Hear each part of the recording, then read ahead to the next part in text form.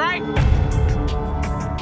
No, I'm not. And you're not going to come in here demanding money from me. How would you like? Customers usually go through several stages when they hear that their item's not as valuable as they thought. The first is disbelief, followed by denial, anger, and even assault. In this video, we see a woman who assaults a security guard. Another insults and body shames Ashley, and one almost takes a swing at Les. The thing all these people have in common is that they were shocked at the real value of their item. Yes, ma'am. I was coming to pawn my ring because I have to pay my rent. It was due a couple weeks ago. Oh, okay. Why you keep looking at my ring like that? Is real? I mean, what, you want the studs on my lip or something? Pawning it. I'm not buying it. You're just pawning it. You want to pawn it? Keep control of herself? I don't know. She's lucky. My security staff didn't. There's never a shortage of people who don't know their item is fake. The truth makes this woman explode at Les, but she never stands a chance because Les has backup. Hi. Hi, I'm Ashley. I'm Nana. Nana. I called up here and I got an estimated price, and they told me that I could get $400 for these. You called up here and got an estimated price. Yeah. Who you talk to? Nicole? Nicole. Over the phone. Yes, But ma'am. we don't see them over the phone. She is lying. Where Nikki at? Nikki. Nicole. Well, which is it, Nicole or Nikki? Listen, it's real diamonds. All I know is I need my $400. All right. I'm looking at the diamonds, and I know right off the bat the weight is just not gonna make it. I know I am not gonna be able to help her. I can do 185. No, I'm not. And you're not gonna come in here demanding money from me. Yeah, because that's what I called for. Nikki! What? No, Nikki! She all of a sudden darted away from me, started screaming for Nikki. It was like a bat out of hell.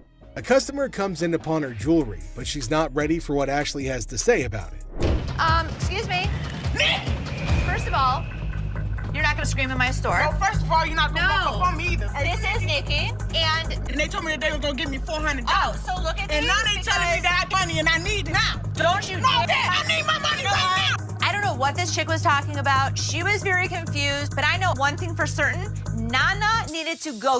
You like that? Well, you disrespected me in my store. Don't you? Okay. Everybody in this yard. Joe. Yard. Okay, have a good day.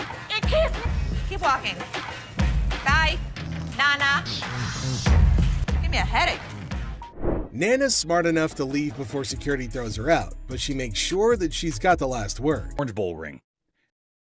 I decided to come to the pawn shop today to sell my Penn State Orange Bowl ring from 1973. This individual then brought in an Orange Bowl ring from Penn State in 1973. He was in the shop trying to sell it since he needed the money for upgrading his house, and he reasoned that it must be valued at least $1,500. Where'd you get this?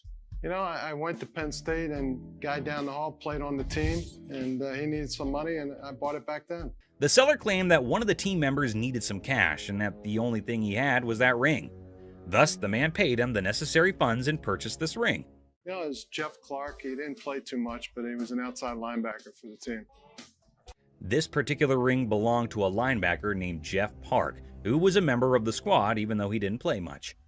What are you looking to get out of it? I'd like to get 1,500. Okay. Just as he previously stated, the man wanted $1,500, but Rick needed to examine the situation more carefully before making any moves to get the ring. It was then that he discovered that the ring had a problem. The price is reasonable, but it's illegal for me to buy or sell anything when any identifying mark has been removed on an item. The ring was cool, but it was also reasonably priced considering that the engraving makes it completely identifiable. It was no longer lawful for Rick to purchase or sell this ring after the engravings were taken out. I'd be more than happy to buy it off you for $1,500. Problem is, it's like buying a car without a VIN number. The seller was a little confused as to how the removal of a few inscriptions might make the ring illegal to purchase or sell. As a result, Rick and Corey had to thoroughly explain everything to him and let him know that despite their best efforts, they're unable to handle it. All right, dude. Okay. Sorry, I couldn't do nothing with it. Okay. I know 1,001 people I could have sold this ring to and made a night. A fake bill. I have some political memorabilia, the Secret Service ID for J. Howard McGrath, Attorney General of the United States. This individual entered the pawn shop with a $10 bill that had several signatures on it, a White House pass, and several Secret Service IDs. He estimated 1,000 figures for each of these items. But before beginning to negotiate, Rick needed to learn more about them. He was the chairman of the Democratic National Committee when Truman ran for president. Rick was prepared to strike a deal after briefly discussing J. Howard McGrath, the Attorney General of the United States, and how influential he was in Washington politics. But there was a small issue. You got some neat stuff here, and these three things right here, I really want to get checked out. Rick checked everything and concluded that not just the dollar that the man had brought in was counterfeit. Rick had to see the expert to find out if he could purchase the other items, since he had a hunch that doing so might be illegal. You don't want. A counterfeit bill is not legal to own. The expert said that the White House pass and the Secret Service ID were authentic and acceptable to purchase, but the fake banknote was a different thing. Thanks for coming in, Mark. Not a problem. You're the best. Appreciate it. Alrighty. Now that the expert had left, Rick was prepared to strike a deal. Aside from the fake bill, he asked the vendor what else he wanted. Yeah, I'll give you $500. Got a deal. All right. You want to write them up? Yeah, sure. The vendor left the store with the cash and the unauthorized bill after the trade was completed for $500. Hopefully he gave the Secret Service the counterfeit bill. Harley Davidson. You got any paperwork I can see on it, or? Yeah, I got the title, but can we negotiate first or something? I mean... Now, Corey's a seasoned pawnbroker, and his spidey senses tingled the moment the seller mentioned paperwork later. It wasn't the gleaming Harley Davidson that raised an eyebrow. It was the seller's insistence on negotiation first, documents on hold. See, Corey's dealt with his fair share of shady characters, and a bike like this beauty attracts all sorts. So with a polite but firm smile, Corey politely pushed back. Paperwork, he said, before we talk about the price. Standard procedure. You got any paperwork I can see on it, or? Yeah, I got the title, but can we negotiate first?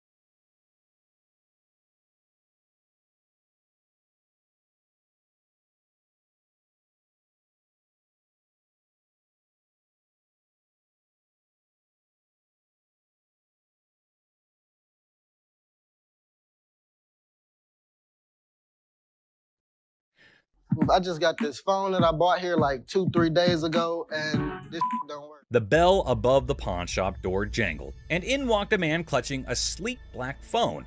He announced, smooth as silk, that this beauty was a recent purchase, now sadly broken. The camera don't work. It keeps freezing and like that. He claims that it's just too irritating to use because the phone freezes frequently and the camera doesn't function. Download a camera function? No, it clearly got a camera. Why would I have to download it? When it was questioned if he had downloaded the camera feature, he became very irate. If he's telling the truth, then why does this inspection set him off? And why was he even being questioned about getting the download? That isn't how it operates in any case. You got your receipt? No, I ain't got it with me. I ain't bring it. First of all, we don't sell it. We can decide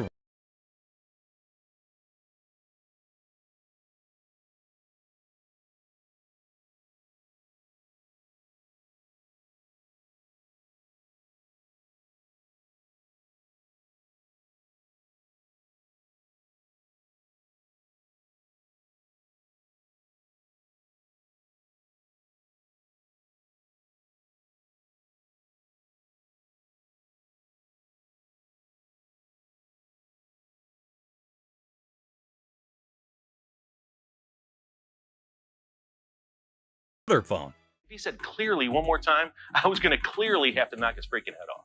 We're all aware that Rich needs the receipt. You, my man, are not. Who sold the phone to you in the first place? Somebody. He here. When questioned who exactly had sold him the phone in any case, he quickly pointed at any random employee. But we haven't had one of those up for sale since I've been here in 6 months. I mean, I just seen you in 2 weeks. Furthermore, it appears that the youngster he pointed at didn't know why he was being called for. Thank you very much. I appreciate you coming on over here. You can go back to selling that computer.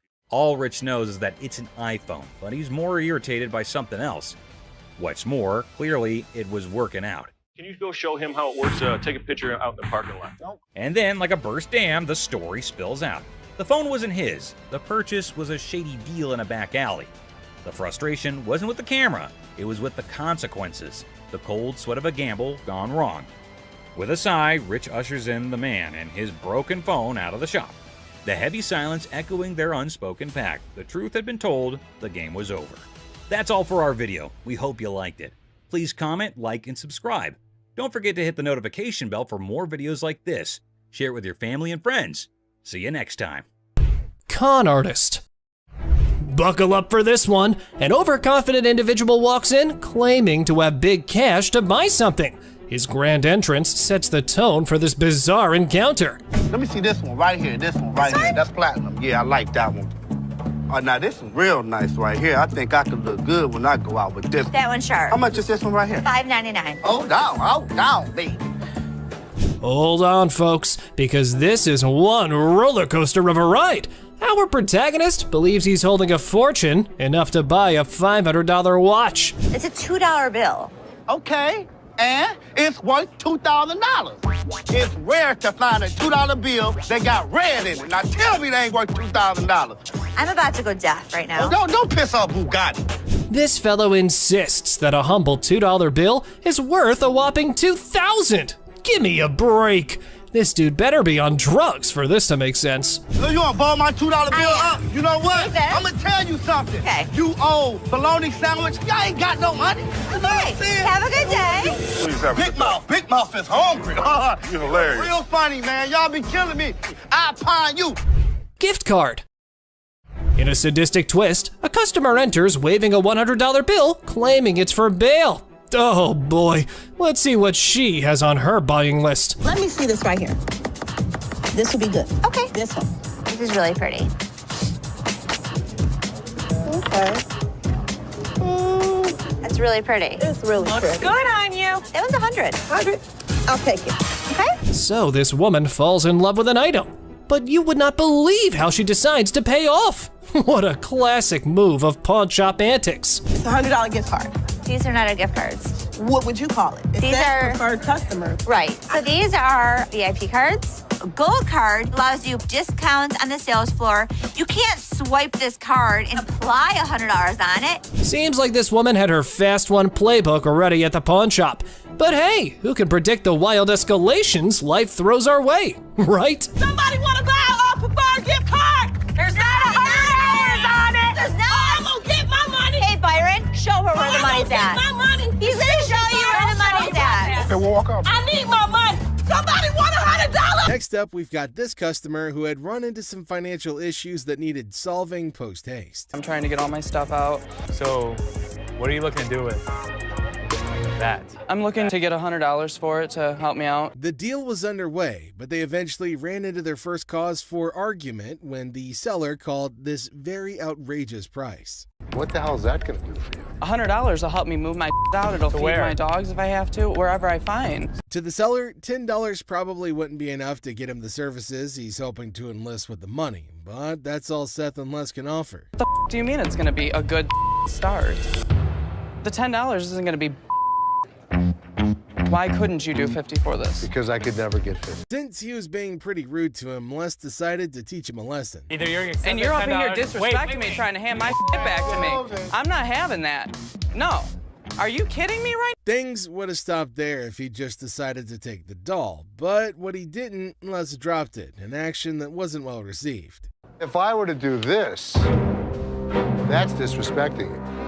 What the is your problem? It's pretty clear that he's not welcome at the store, and since they couldn't satisfy his needs, he should have just headed somewhere else. Pick it up. You want to treat me like a bitch? You're going to be the bitch. Pick my up. Pick my doll up. Are you insane? Apart from the usual irate customers, the employees also have to deal with some fraudulent characters trying to rob them of their money. I need to talk to somebody. Okay. Just bought this coat here about a week ago. Riding down the road and the thing just shreds up. She placed the first hurdle this customer has to cross, the receipt. Do you have your receipt? No, isn't this receipt enough? No, it's not. I need a receipt. You just seen me here last week. They've had a lot of customers over that particular issue, so there's definitely no way his face would really stick, and even if it did, he doesn't have a receipt to back up his claims. All I want is another coat, or I want my damn money. Can't help you unless you have a receipt. How about I just take one? It's their policy, and it was set to protect, the business, just like it has now. But this dude clearly wasn't a fan, so he resorted to a somewhat drastic measure. Take one then. What do we got? Byron? What do we you got want to here? assist this, sir? What do we got here? What's wrong? I'll take this whole damn wreck. Hold on, my man. Hold on, I'll take this whole wreck. What? He's messed up with his actions. Byron managed to kick him out before he could kick up more of a fuss. What? I can't have my coat back? Walk yourself out, bro. You gonna get my coat? Bro. Get my damn coat, man. The thing's flopping in the damn wind. You know what, sir? I'm You going can to She slapped. Our big boy seeks an appraisal for a ring, and guess who he stumbles upon?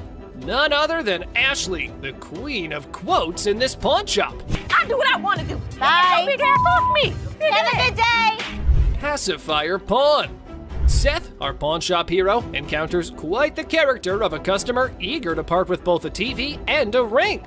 But wait, what's in her mouth? I'm Seth. Oh, you cute. Yeah. So how can I help you? I'm just bringing, my TV and my ring, trying to at least walk out with 800. Let me see your ring. That's right, lady. Our Seth here wasn't going to crack open with that pacifier or your flirting skills.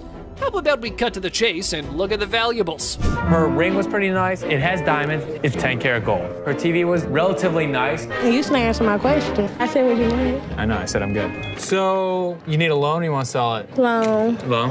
About $300. You want to taste my ring No. or lick it? What did she just say? Well, even if the sun rises from the west, I ain't putting that in my mouth. How about we look for someone who might? Would you suck on that pacifier for $20? You can lick it. I know you want to. Yeah, you. Ready?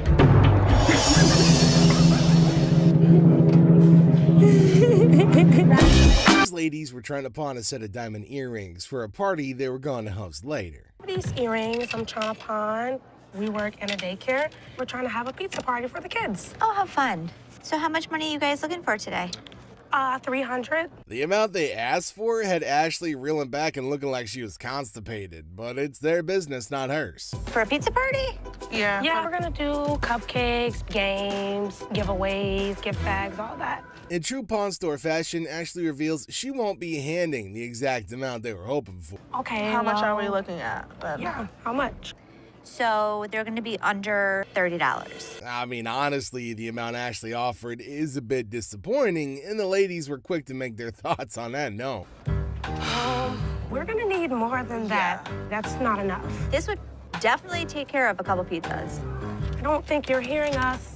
Then, to add insult to injury, the ladies treated Ashley the same way they would treat a kid. Did you have any breakfast you today? just sound a little cranky. I think I have some crackers in my purse. Oh, okay. I can't give you $300. Ashley has never been one to take any form of disrespect lying down. And since they decided to disrespect her instead of having a civil conversation, Ashley had no choice but to have them tossed out. Oh, it's the boy. On the playground. That's your friend. You're calling him the boy. It's always on the playground. Right. We out of here. Have a nice day, ladies. We've heard of getting rings to commemorate relationships and friendships. Well, this lady decided she wanted to turn things on their head. I'm looking for possibly some jewelry, a ring preferably. A ring? Engagement? No, I heard that they also symbolize like your commitment to yourself, singledom. So singledom, yes. Ashley immediately carted out all the rings she could that would be befitting that purpose, but the lady felt they were too expensive. With round diamonds on the side, set in 14 karat, and that one's $675. I like it. But, I mean, I don't think this ring is worth And here comes the part where she tries to haggle on the price. $450. Let's see how serious you are. $500. $425. You just said $450. Well, if you're willing to go to $5, that means you're willing to go lower. That's just a really weird way of reasoning, right? Like, if she knew she wanted to cut that much off, she should have just said so from the jump. I didn't ask you what you do in Michigan. I asked you how much you wanted for the ring. I gave you a price. $425 is what I want to pay. It's honestly not that hard to figure out why she's single. It's most definitely her freaking attitude. Unless you have one that I'm unaware of, I want a man now. That's what I want to Oh, that's the talk only to. people you deal with? Yeah, it is. So do you have a penis? If so, whip it out and I'll deal with you. She's probably been just getting away with a lot of things due to her looks, but unfortunately for her, she ran into Ashley, who don't give a what. You ain't gotta touch me. You're crazy. Am I? You are. Jealous ass bitch. Wish you look like me. Shove it, bitch. Where the sun don't shine, where your man don't want to even. This angry lady just came barging in, causing a scene as she screamed at the top of her lungs. $318 for this. Can I get some help? Is there anybody that can help me? What? Can you help me? Getting a defective item is definitely something to get pissed off about, but she didn't really have to go on yelling like that, man. It's not gonna help her solve her problem. You the manager? Do something about it. You're standing here looking at me like you're stupid. First of all, calm yourself down. From complaining about a broken generator to soliciting Joe, kind of makes you wonder exactly what's wrong with this woman. What happened? Oh, this is the nice ass guy that gave me the broke generator. That's what happened. You remember that? Yeah, look at the receipt. There it is. Seth claims he's never even met the lady before, so why is she pointing him out as the one who sold her the generator? All right, come on. No, come on, where we going? I want it. Yeah, give me my receipt. Ass. Come on. Well, since they weren't getting anywhere with this psycho, they decided to make her leave the store instead. When customers come in ranting and raving, we have to get them out of the store as quickly as possible. Yeah, I know. This customer got himself into a very horrible mess when he brought in a ring for appraisal. Look. Go. This woman is the perfect example of noble intentions but really terrible execution. Trying to get my son into a technical high school. Ooh. I know it's ugly, but it's No, I didn't say it was ugly. Ashley asked for the price she was hoping to sell the item for. Like $175. I can do 75 for you if that will help you. Being a frequent customer, the woman's entitled to a few privileges that could help bump the numbers up. I can get it for you for the same amount that you've had it in for. What was that? You had it in for 100. But I need 150. I know, but I can't give you 150. Now, it's admirable if she's been patronizing their business for that long, but that doesn't mean she's entitled to get her way. Everybody what they want.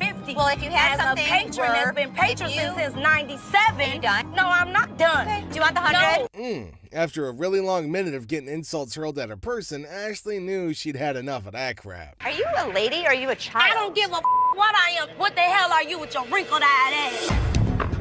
Any attempt to calm her down just ended up falling on deaf ears, so she got herself kicked out. And don't think that you won't, because all I got to do is make a phone call. You know what? Wait. Get out. I'm not going out of here. Get out. Put me up. Put out. And so the trouble continues. This lady established her position as a troublemaker the moment she walked into the store. What's wrong with this place? Who do I talk to around here? Can I help you?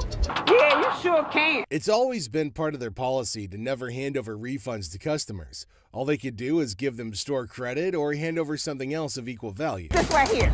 Okay. So you want a cash refund, you said? Yes, I did. Okay. It says no cash refund. For a native English speaker, this lady seemed pretty clueless about the meaning of those words printed boldly on her ticket. So here's your option. You have 30 days to make payments. I don't want to make no payments. This is a bull. I just want my refund. Can I get my damn refund? In an attempt to insult Ashley, she made some really odd noises that would probably be reminiscent of what you'd think of a raptor sounds like. I want to hear it. I can get loud just like you and make a scene if you want. Or you can act like a lady. The customer is always wrong. Well, after that freaking weird display, it was pretty clear that this lady was in fact not in the right state of mind. I ain't going nowhere now. Ha ha ha. Damn. Next up is a lady who came into the store to retrieve her ring, which had been pawned secretly by her husband. Bum bum bum. Hi, manager. That's me. How can I help you? My wedding ring that's $5,000, you guys have it. I want it back. She explained the issue at hand to Ashley, hoping she could at least work something out with her after. There's a pawn slip from you guys. I put it back in his wallet. So your husband stole your wedding ring? Yes. Her intentions were noble, but there's just no way she's gonna be walking out of the store with the ring without the ticket. I want my ring. Can you so get in the computer and look up the name, tell me how much I owe you, and give me my That's all I want. And she just had to go and piss Ashley off. Now that's not gonna help her case in any way, shape, or form. That's all I want is my ring. That's it. It is Take your pretty little feet, walk your pretty little legs out of here. Haven't had it with her and her terrible attitude, Ashley asked her security to escort her out of the store. It's time to go. I'm yours. I want to see you walk outside. Come on. Our friend Penny rolls in with a rare 83 T-top Cutlass, lowrider frames, and a fully customized beauty. Whoa, whoa, whoa! This is the stuff dreams are made of. These babies are like finding a needle in a haystack these days, and you can see Seth's eyes light up with excitement. Easy there, Seth, don't get too carried away. We see all types of old cars come through the store. Does it do the four-wheel hop? It could if you wanted it to. This amazing car is decked out with 4 switches and can hop up to 72 inches in the front. And guess what? If you're up for it, it can even do a 4-wheel hop. Talk about a versatile ride. If you wanted it to, it's equipped to. But it's very rare we see a tricked out car that actually jumps off the ground. This car is the real deal, folks. It's got all the bells and whistles you could imagine. How often do you come across a fully equipped ride like this? Seth can't help but admit that it's incredibly rare to see a car that's not only fully customized, but can also jump off the ground. He can't resist showing off, telling us about the car's 4 hydraulic pumps and a whopping 14 deep cycle batteries. More batteries mean more power, right? Seth and his buddy can't resist the temptation to hop in and experience it firsthand. And let me tell you, they are having a blast.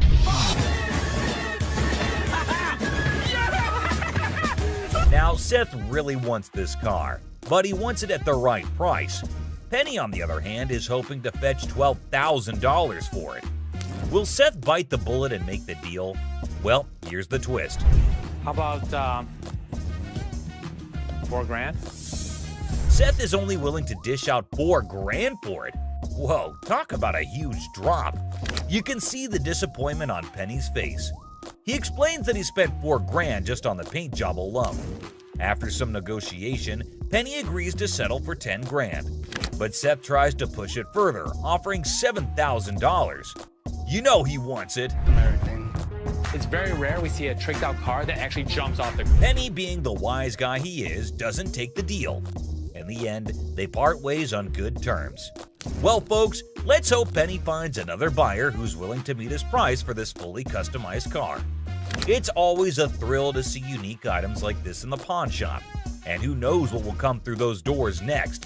Stay tuned for more pawn shop adventures. But here comes another gem-filled day at Les's Pawn Shop. Who knows what other surprises await us in the future? Stay tuned, folks, because the adventure at Les's Pawn Shop is far from over. Hold on to your seats because this next guy is about to unleash some of the rarest goodies on the market. And his collection is off the charts. Honestly, it's a total flex. Like seriously, you gotta take a look at this thing. It flies off the shelf. Talk about a lucky break, huh? This guy managed to gather all these valuable items from various Star Trek conventions across the country, thanks to his gig as a truck driver. Talk about dedication to the cause. But wait, it gets even better. He pulls out this kit from Paramount Studios, which is a seriously impressive piece in his collection. To give to radio station to run ads for the show. It's an authentic set that was sent to a TV executive when Deep Space Nine first hit the screens. Here's the catch though. All this awesomeness comes at a price. I kid you not. This next guy just pulled up with a true gem. Checker taxi cab. I don't know about the original miles. Meter still. Can you even fathom it? It's none other than a 1982 checkered cab. Whoa, now that's what I call antique. Take a gander at this beauty. It's in remarkable condition. It's evident that the owner showered this car with lots of love and care. Kudos to him. Did you call for a cab? Did you call for a cab? Now, hold on to your hats because there's more to this story. Our daring duo, Les and Seth, decided to peek under the hood. Lo and behold, their jaws dropped. Look at that thing purr.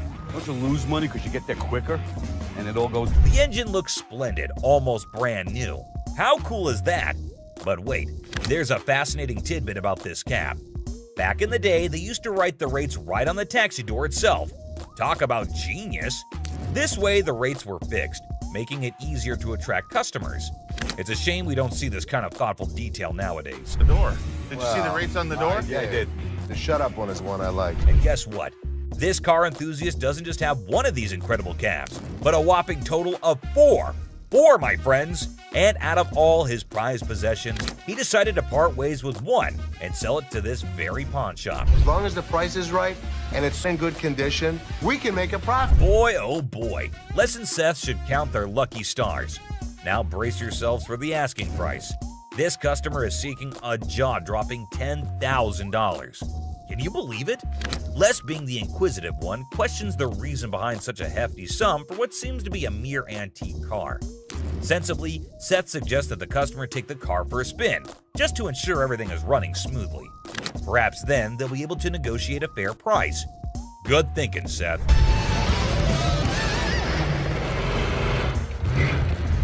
Les, ever the insightful one, recognizes that this is not just any ordinary car. It's a masterpiece, a truly unique item. Plus, considering its excellent condition, they can actually turn a profit from it. However, much to their disappointment, the customer refuses to budge below $8,500. Sadly, no deal can be made today. Nonetheless, Les wishes him luck, and we join him in hoping that the right buyer comes along for this exceptional ride. Fingers crossed. Up, we've got this episode where a heavily muscled individual made his way over to meet Les to complain about equipment he got from the store that got busted. Somebody bought this. This piece of junk I bought in here just a couple days ago don't work now. It's broken. What is it? Little ab lounger I bought here, man. Workout. In the midst of the pawn shop's hustle, a burly customer approaches Les with a complaint. He's upset about a busted piece of exercise equipment, an AV lounger purchased just days ago. Les, sticking to the store policy, explains that they can only provide an exchange, not a cash refund. Tensions rise as the customer vehemently rejects the idea of an exchange, demanding his money back. He can only hand over another item in place of the faulty one. If you had the receipt, I could give you an exchange. I could give you something. I don't want an exchange because it's probably going to be some again. How about you just get my money? As the disagreement escalates, the customer insists on a cash refund, dismissing the option of another item. Les faces a dilemma, stuck between policy and customer satisfaction. The clash intensifies as the customer becomes forceful in his demand for a monetary refund, setting the stage for a heated confrontation. Les could match him word for word without fear. Better be some money. Or what? Or what? There's going to be a problem. How about What that? kind of... Les, accompanied by his trusty companion Byron the Snuggle Bear, stands his ground. The customer challenges Les with threats of problems if he doesn't comply. Unfazed, Les maintains his position, asserting that the store's policy is non-negotiable. The heir becomes charged with confrontation as both parties refuse to back down. I don't need food. As things got super heated between Les and the customer, Byron tried to step in to calm the man down. As the situation reaches a boiling point, Les and the customer engage in a verbal showdown. The customer grows increasingly forceful and Les warns against physical contact. Byron attempts to mediate and calm the customer, but his intervention takes an unexpected turn, adding a new layer of tension to the already heated exchange. Really? The confrontation takes a risky turn when the customer, ignoring Les's warnings, attempts physical contact. Byron, in a misguided attempt to intervene, escalates the situation further. Les stands firm, refusing to be intimidated while tensions continue to rise. Les questions a man's marriage. Les uses a customer's words against her. There's trouble in the office, but Les reminds Seth that he's the boss. Les kicks off the day questioning a man's marriage, using customers' words against her. Trouble brews in the office, but Les asserts his authority as the boss, teaching a disrespectful man a memorable lesson. Les shows that he's not just a pawnbroker, baby. He's a boss in control. Here are savage Les Gold moments. It looks like Les is more interested in this man's marriage than his business. Les woke up this morning with the urge to roast someone, and of all the people he could roast, he picked this guy. Things take an unexpected turn. Now, in a surprising twist, Les dives into the man's marriage, leaving everybody shocked. Les humorously challenges the man's absurd scenario, roasting him in a way that only Les can. The man's attempt to buy an anniversary present with his wife's jewelry backfires, adding a touch of humor to the pawn shop drama. Get a watch for my wife's anniversary. Oh, it's not your anniversary too? Well, yeah, it is mine too. How many years you been together? 25 years. Oh, okay. How many good ones? So how did you get these? Well, we were going through some of her jewelry. She said this belonged to my grandma. They're not real. Les posts a customer's watch request, questioning the authenticity of the jewelry. Unfazed, Les detects the fake and confronts the customer's peculiar anniversary gift plan. The customer tries to defend himself, but Les, in his signature style, keeps it real and uncovers the truth behind the fake jewelry. But hold on a second. How come the old man wants to buy his wife an anniversary present with her own jewelry? That is one hell of a ridiculous scenario. What this man could have done at this moment is leave. But nope, some of these customers love to start drama. This is older than both of us. It probably is. But it was fake when it was made, and it's still fake. Les faces a customer who crosses the line, insulting his family. For the first time, Les takes matters into his own hands, delivering a stern warning. The tension rises as Les draws the line, showcasing a side of him that won't tolerate disrespect towards his loved ones. Okay, I've seen your wife. Listen, mother, there's two things you don't talk about. What's that? My wife and my family. Oh, so here's the deal. For a moment, we thought... Two of you. Here's the deal. Get out of here, two of you. I'll hurt you guys so bad. Sure you will. Better get in the front. Sure you will. In a final showdown, Les lays down the law. With no patience left, he kicks the disrespectful customers out, warning them of dire consequences if they return. Les reveals his savage side, making it clear that disrespecting his family won't be tolerated under any circumstances. Hello, how are you doing today? I'm good. How are you, sir? That's good. I want to pawn this TV. I can go 100. Excuse me? So here's a guy who wants $400 on a $200 TV. What the is he thinking? People can help me move my stuff back in my mother's house. 100 is not going to do, sir. I need more than that. But I can't give you more. See, it's a used TV. A young man enters the pawn shop seeking to pawn a TV for $400. Les, the owner, declines the initial offer and counteroffers $100. The guy, explaining his need to move back to his mom's house, expresses that $100 won't be sufficient for his situation. You know, I have to get away. You see this? He did this last night. What did he do to you last night? He beat me up last night. You clearly don't see that. See, you know what? You about to cause me to lose my mother temper. I try to give him the benefit of the doubt. I thought he had nice skin. He didn't have any bruises on him. I don't need to call security. You don't need to call them. What The guy made up a story about daily abuse from his roommate, seeking empathy to pawn the TV for his escape. Les remained skeptical, noting the absence of visible bruises, praising the boy's clear skin. In response, the boy, feeling cornered, requests the involvement of security, hinting at a potential dramatic turn of events. you gonna do? What, you from Africa? Oh, okay. Anyway, like I said, can you give me the 400 you paid? We sell them for $200. Hold on. Y'all. Thank so much. Sure is. Have a nice day. You. Thank you. You better lucky I'm gonna throw this big mother at you. Up. Where is my key? Les, trying to find a middle ground, offers $125, but the boy declines and insists on calling the guards. Les, unfazed, reveals the presence of the guard behind the boy. The situation ends with the boy taking the TV and leaving the pawn shop without the need for additional security intervention. So how about your fat ass take it off? You work here, ain't you getting paid to do this? I look like a butler to you. I don't give a my gonna come in here and get this motherfucker. You better. His big ass gonna beat your little ass, fat bitch. Hit me with army. Motherfucker, come from behind this counter. A tense situation arises as a black woman directs angry shouts at a guard. The guard, responding defensively, questions her, asking if he appears to be a butler in a moment of unexpected confrontation. You get back there. Your big ass on my way. Get this motherfucking speaker and take it outside. You want me to stop? Take the You brought it in. You're gonna take it out.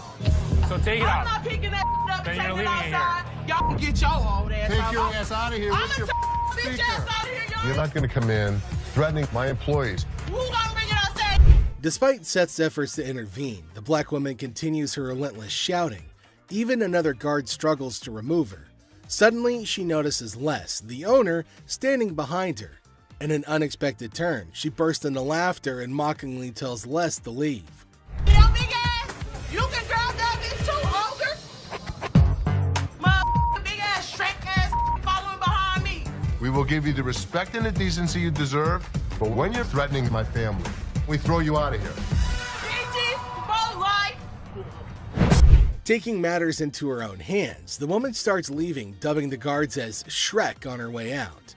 The situation takes an unexpected and humorous turn as she adds a touch of sass to her departure.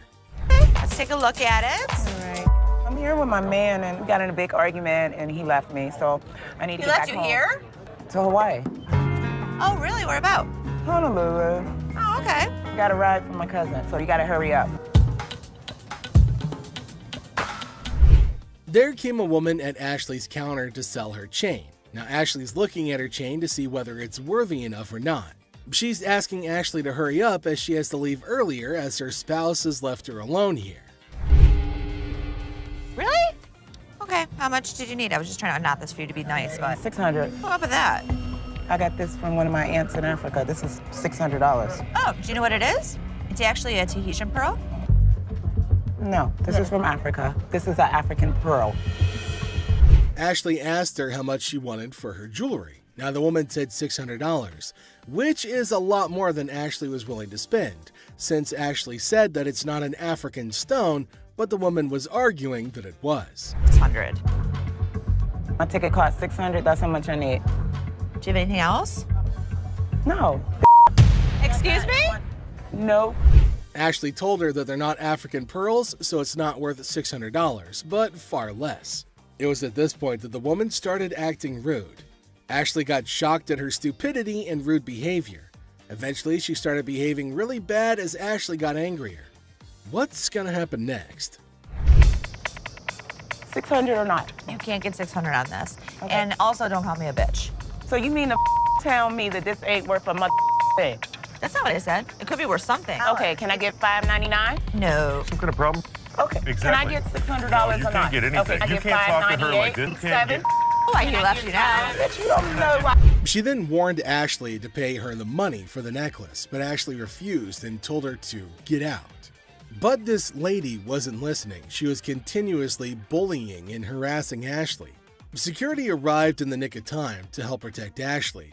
They asked about what was the matter, and after finding out about the woman resisting and having a hard time with Ashley, they decided it was probably time to get her to leave, which led to more screaming and shouting and yelling.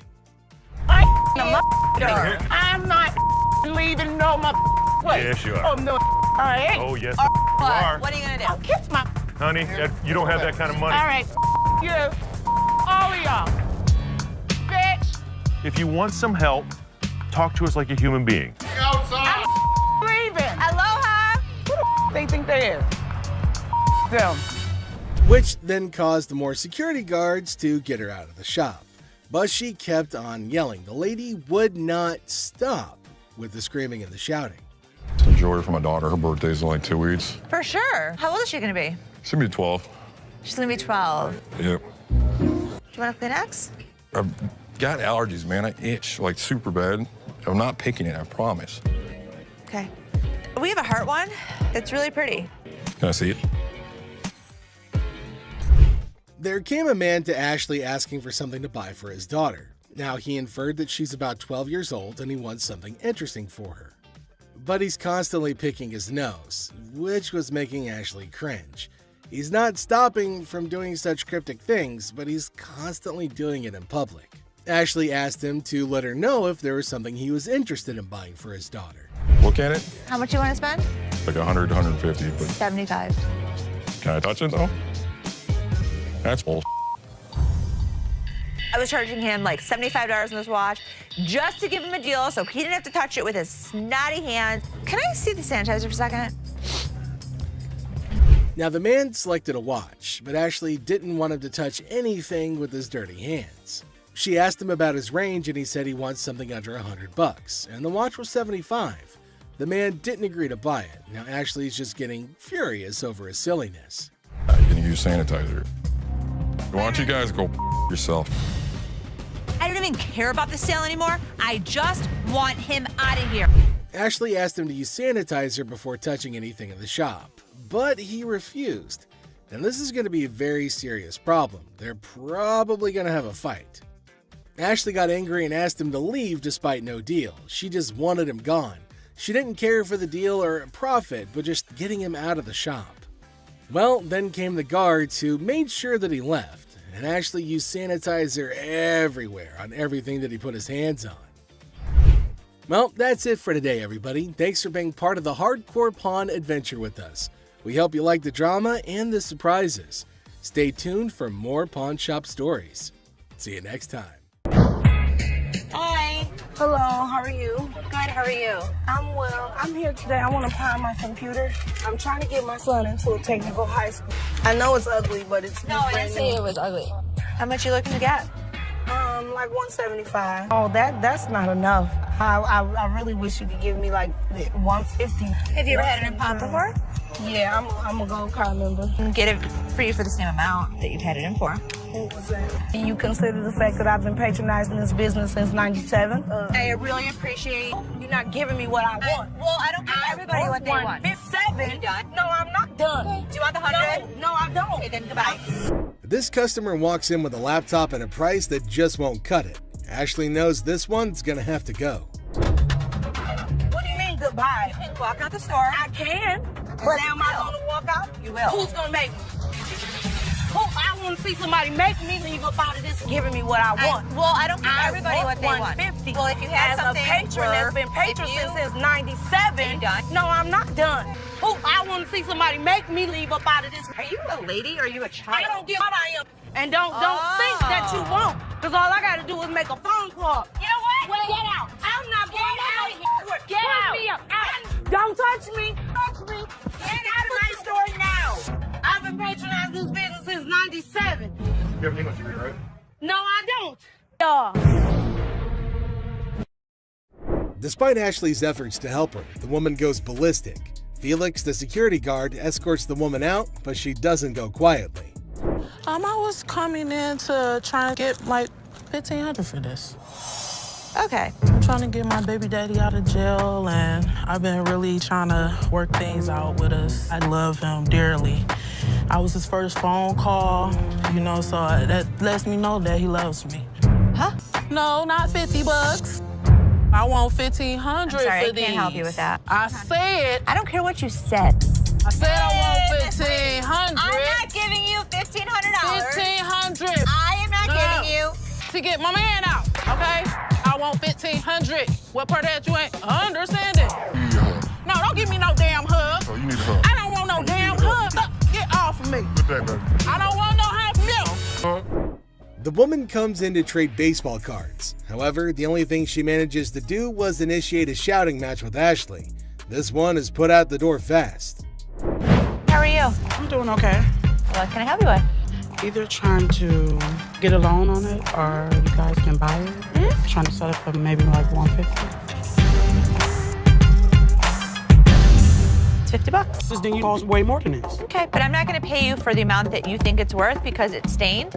This is not one of the newer ones. This is not this season. I know about purses. But you're still willing to buy for $50 though. So if it wasn't worth, why would you even say $50? So they didn't say it wasn't all. Can I talk to somebody else? Why do I have to talk to you? Because You disrespectful. I'm disrespectful and you call me a pepperoni. You're not the owner. The owner is the other man. You must have. How you get here? To the top. Customers are just shocked when they're told the real value of their item, but this customer's just straight up disrespectful.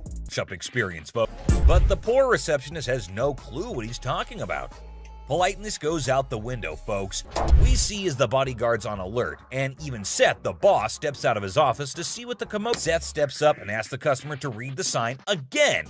He patiently explains what it actually means. But does our furious customer listen? No way. He's sticking to his guns, dead set on his demands. He even goes back and snatches the sign to show it to the receptionist.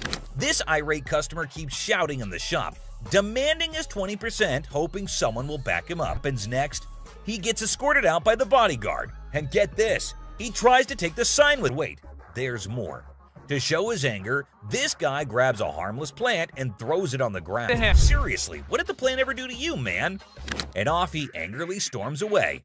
It's never a dull day around here, is it? This next lady has real poor luck, but it does not excuse her behavior. Wait, man. Door's right there. Have a good day. Because you got a big dude, you think you hot? So this lady storms into the store demanding her stuff back, which happens to be just 2 TVs.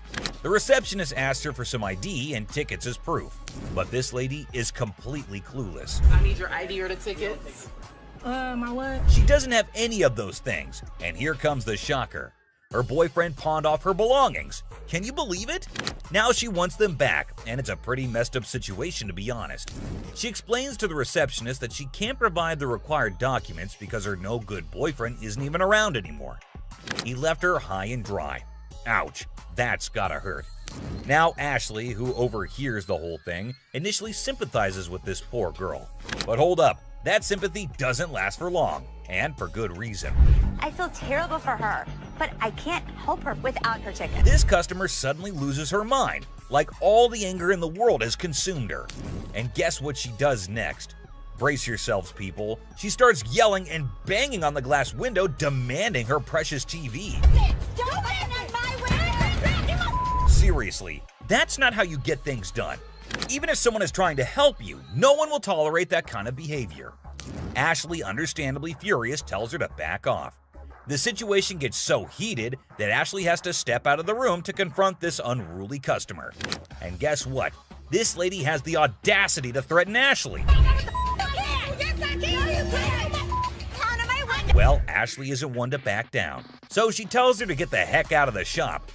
This customer is beyond crazy, I tell you.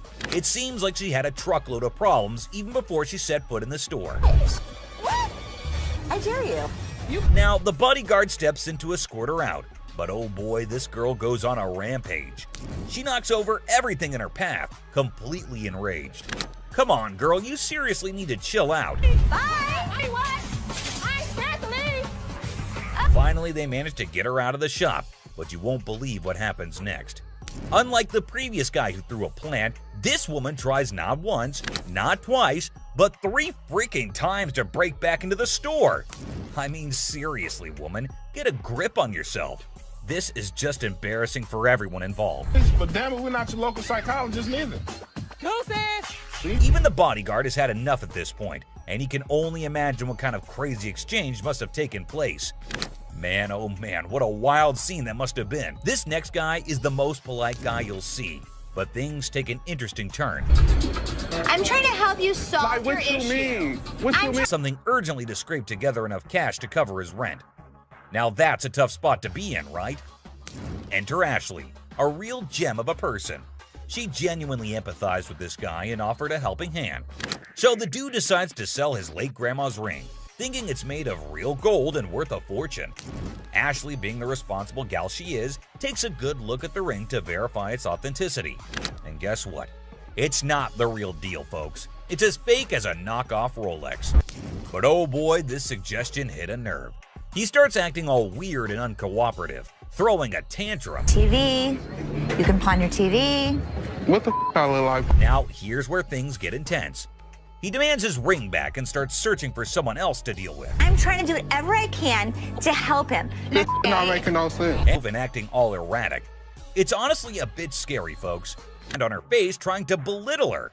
And get this, he's not even listening. Lower your voice. Don't Lower your tell voice. me Lower what your to do. voice. Don't Lower your put your- voice. He's busy with his threats, making Ashley's job even harder. But our girl Ashley, bless her heart, stands her ground like a champ. But wait for it, folks. Here comes the jaw-dropping twist. Out of nowhere, a hero emerges. My face. Lower your Don't voice. put your You got finger me. in No, you got me. Seriously, what on earth did Ashley ever do to deserve this kind of treatment? It's downright mind-boggling, folks. That's right. No, I'm not. I mean, you're not going to come in here demanding money from me. How would you? Customers usually go through several stages when they hear that their item's not as valuable as they thought. The first is disbelief, followed by denial, anger, and even assault. In this video, we see a woman who assaults a security guard. Another insults and body shames Ashley, and one almost takes a swing at Les. The thing all these people have in common is that they were shocked at the real value of their item. Yes, ma'am. I was coming to pawn my ring because I have to pay my rent. It was due a couple weeks ago. Oh, okay. Why you keep looking at my ring like that is real? I mean, what, you want the studs on my lip or something? Pawning it. I'm not buying it. You're just pawning it. You want to pawn it? Keep control of herself? I don't know. She's lucky. My security staff didn't. There's never a shortage of people who don't know their item is fake. The truth makes this woman explode at Les, but she never stands a chance because Les has backup. Hi. Hi. I'm Ashley. I'm Nana. Nana. Mm-hmm. I called up here and I got an estimated price, and they told me that I could get $400 for these. You called up here and got an estimated price. Yeah. Who did you talk to? Nicole? Nicole. Over the phone? Yes, ma'am. But we don't see them over the phone. She's lying. Where Nikki at? Nikki. Nicole. Well, which is it, Nicole or Nikki? Listen, it's real diamonds. All I know is I need my $400. All right. I'm looking at the diamonds, and I know right off the bat the weight is just not gonna make it. I know I am not gonna be able to help her. I can do 185. No, I'm not. And you're not gonna come in here demanding money from me. Yeah, because that's what I called for. Nikki! What? No, Nikki! She all of a sudden darted away from me, started screaming for Nikki. It was like a bat out of hell. A customer comes in to pawn her jewelry, but she's not ready for what Ashley has to say about it. Excuse me. Nikki! First of all, you're not gonna scream in my store. No, first of all, you're not gonna walk up on me either. This is Nikki, and they told me that they were gonna give me $400. Oh, so look at and these now they telling me that I have money and I need it now. Don't you? No, Dad, I need my money right now. I don't know what this chick was talking about. She was very confused, but I know one thing for certain. Nana needed to go. You like that? Well, you disrespected my store. Don't you? Okay. Everybody in this door. Joe. Okay, have a good day. And kiss me. Keep walking. Bye. Nana. Give me a headache. Nana's smart enough to leave before security throws her out, but she makes sure that she's got the last word. Hi. Hello, how are you? Good, how are you? I'm well. I'm here today. I want to pawn my computer. I'm trying to get my son into a technical high school. I know it's ugly, but it's No, I didn't say it was ugly. How much you looking to get? Like 175. Oh, that's not enough. I really wish you could give me like 150. Have you ever had it in pawn before? Yeah, I'm a gold card member. Get it for you for the same amount that you've had it in for. What was that? You consider the fact that I've been patronizing this business since '97? I really appreciate you're not giving me what I want. Well, I don't give everybody what they want. It's 7. Are you done? No, I'm not done. Okay. Do you want the 100? No, I don't. Okay, then goodbye. This customer walks in with a laptop and a price that just won't cut it. Ashley knows this one's gonna have to go. What do you mean goodbye? You can walk out the store. I can. But am I gonna walk out? You will. Who's gonna make me? I want to see somebody make me leave up out of this giving me what I want. I don't give everybody what they want. 150. Well, if you had something as a patron that's been patron since 97. No, I'm not done. I want to see somebody make me leave up out of this. Are you a lady or are you a child? I don't give what I am. And don't think that you won't. Because all I got to do is make a phone call. You know what? Get out. I'm not going out of here. Get out. Me out. Don't touch me. Touch me. Get out of my store now. I've been patronizing this business since 97. You have English degree, right? No, I don't. Despite Ashley's efforts to help her, the woman goes ballistic. Felix, the security guard, escorts the woman out, but she doesn't go quietly. I was coming in to try and get like $1,500 for this. Okay. I'm trying to get my baby daddy out of jail, and I've been really trying to work things out with us. I love him dearly. I was his first phone call, so that lets me know that he loves me. Huh? No, not $50. I want $1,500 I'm sorry, for I these. can't help you with that. I said. I don't care what you said. I said I want $1,500. I'm not giving you $1,500. $1,500. I am not giving you. To get my man out, okay? I want $1,500. What part of that you ain't understanding? You need a hug. No, don't give me no damn hug. Oh, you need a hug. I don't want no damn hug. Get off of me. Good day, baby. I don't want no hug from you. The woman comes in to trade baseball cards. However, the only thing she manages to do was initiate a shouting match with Ashley. This one is put out the door fast. How are you? I'm doing okay. What can I help you with? Either trying to get a loan on it or you guys can buy it. Mm-hmm. Trying to sell it for maybe like $150. It's $50. Then you cost way more than this. Okay, but I'm not gonna pay you for the amount that you think it's worth because it's stained. This is not one of the newer ones. This is not this season. I know about purses. But you still willing to buy for $50 though. So if it wasn't worth, why would you even say $50? So they didn't say it wasn't. Leave Can I our talk to store. somebody Nope. else? Why do I have to talk to you? Because You I'm the disrespectful. manager. I'm disrespectful and you call me a pepperoni. You're not the owner. The owner is the other man. You must have. How you get here? To the top. Customers are just shocked when they're told the real value of their item, but this customer's just straight up disrespectful.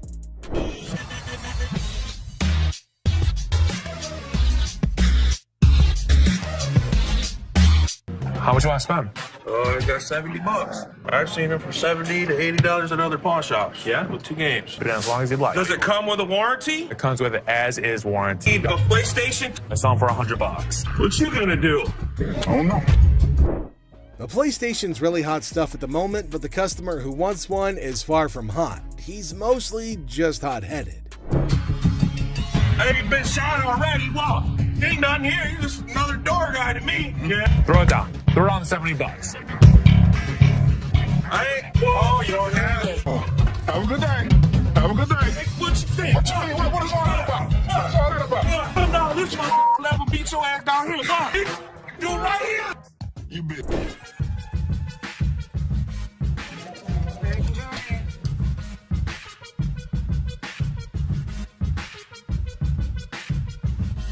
They're not real. What? No, these is real. Look, when you holding up to the light, ding, you hear that? Ding, that's the diamond sound. Don't you think I would offer you money for them? No, I know what this is. Why your big ass standing here? What the you want? So you can give me my $300. Whatever, Tomei, my ass haters. Bye. Have a nice day. The next customer is a lady with diamonds from her fiance, or so she thinks. Les breaks the bad news to the lady, but she's got a hard time accepting the facts. Hello. Hi. Can I help you? If I'm trying to pawn this, 35 millimeter, right? yeah, How much are you looking for?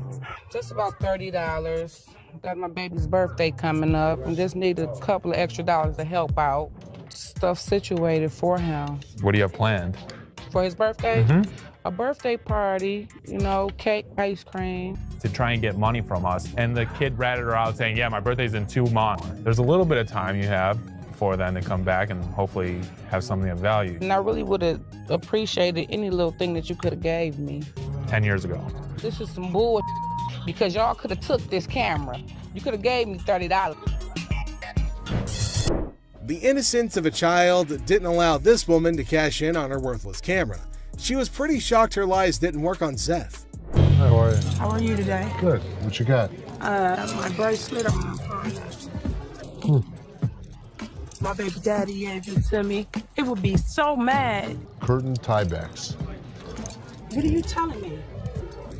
You know this isn't real. What do you mean it's not real? Well, it's a real bracelet. You know what? It's a real, listen, okay, fine. You're fair enough. probably Don't right. trip, okay? Don't trip. I'm about to call him right now. Sometimes people get presents, and sometimes when they get their presents, the people that give it to them tell them a lie. He said this bracelet costs $500. It would be more What are you talking about? He's Anywhere. lying to you. Baby, did you give me some fake gold? Did you give me some fake gold? Really? Did you give me fake gold? This ain't love, baby. You said you was gonna marry me one day. Okay. Have a very nice day. Thank you. Man, this what the is you talking about? Have a nice day. I have a nice day when Okay, you then give me don't some have nice a- service. Right? You know what, y'all? I'm about to take it to a real jewelry store that knows something. That's what I'm gonna do.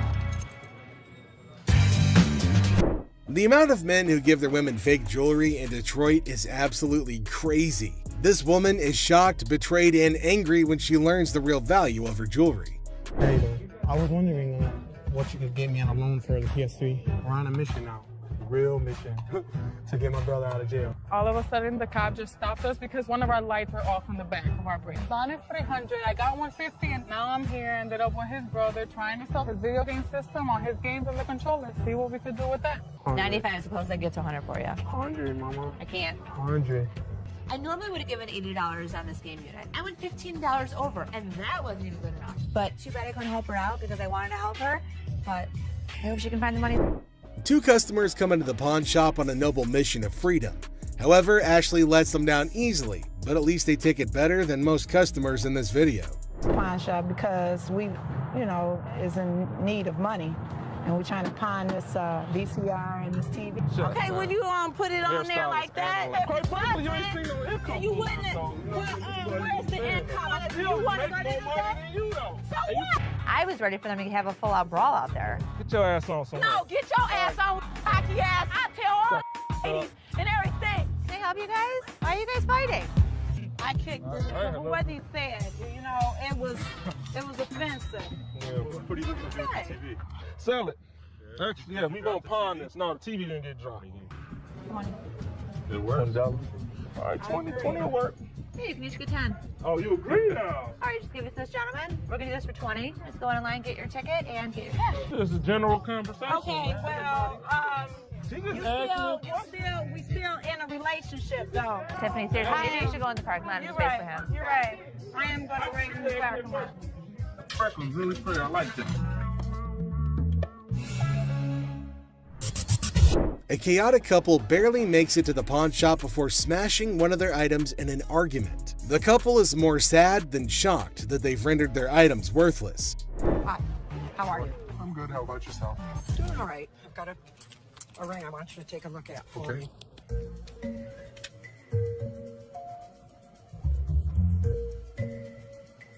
You know what it is?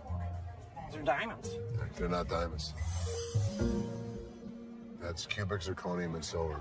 Okay. I'm not interested. I know what this is. I'm telling you, I can't give you any money for it. I know it has value, and I'm really, really upset right now. So, I've worked for an attorney. I know my rights. Don't touch me. You're an idiot. You're an idiot. Oh yeah, what a gentleman you are. Anybody? Woman, what? Get me out of here.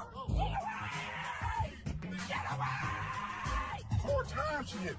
Randy, 4 times? Why would I not give her money if it was worth it? I thought you were smiling when she was doing that. This woman can't believe her diamonds are actually not diamonds. If you like seeing angry senior citizens, then this grandma's got you covered like a quilt. So, I'm here to sell my yays and stuff. Okay. Cartier. I paid $5,300. For these? Yeah, I overpaid. Uh-huh. They're fashion designer glasses. Really cool gold diamonds. For those particular frames, there's a huge demand, but not for that price. How much you want for these? The lowest I'll take probably like 40 for it. All right, give me 35. You give me 35? 1,000. What you mean? You making too much money now. I sell this stuff cheap, man. Look, I ain't pay 1,000 for these. I know feel you me? didn't. I can feel you. Well, dang, you don't feel me, you know what I mean? I can feel you. You see how he talking? Talking like a kid and You don't know who the I am. Man, You don't know where the I was raised. Like and I you're just said, talking. Well, flat out, man. I ain't leaving, dog. Come on, baby. Young buck. What's up, baby? No, we out. You on that petty shit, dog. That petty ass money you offering. That's why ain't nobody with y'all. You feel me? I feel you. Les is offered a cool pair of glasses, but he knows they're not cool enough to be worth what the customer's asking. The customer doesn't take the news well at all. Welcome to the channel, guys. Okay. Oh my God. Get your hands off. Blurry-faced guy. We'll buy this and pawn this and that and give you $350 total. Get set for a crazy moment in this pawn shop. The shopkeeper and a customer are going at it in a big argument, trying to make a deal or who knows what. But wait for it. Out of the blue, 2 dudes in fancy clothes with blurry faces bust in like old school detectives. The shopkeeper's scratching his head, clueless, but here's the kicker. Those blurry-faced guys are undercover detectives on a secret mission. It's like a scene straight out of a comedy movie. The detectives have arrived. I need to tell them what's been happening and show them the evidence. Hold on to your laughter because this is pure comedy chaos. The second those detectives waltz in, the shopkeeper's freaking out like he's been caught selling magical beans or who knows what. These detectives are all business, channeling serious Sherlock vibes after an espresso overdose. They're tearing through the shop like treasure hunters on a caffeine high. checking random stuff and maybe on the hunt for hidden treasures. Meanwhile, the poor shopkeeper's sweating bullets, desperately trying to keep his cool. It's like a real-life comedy suspense show unfolding before your eyes.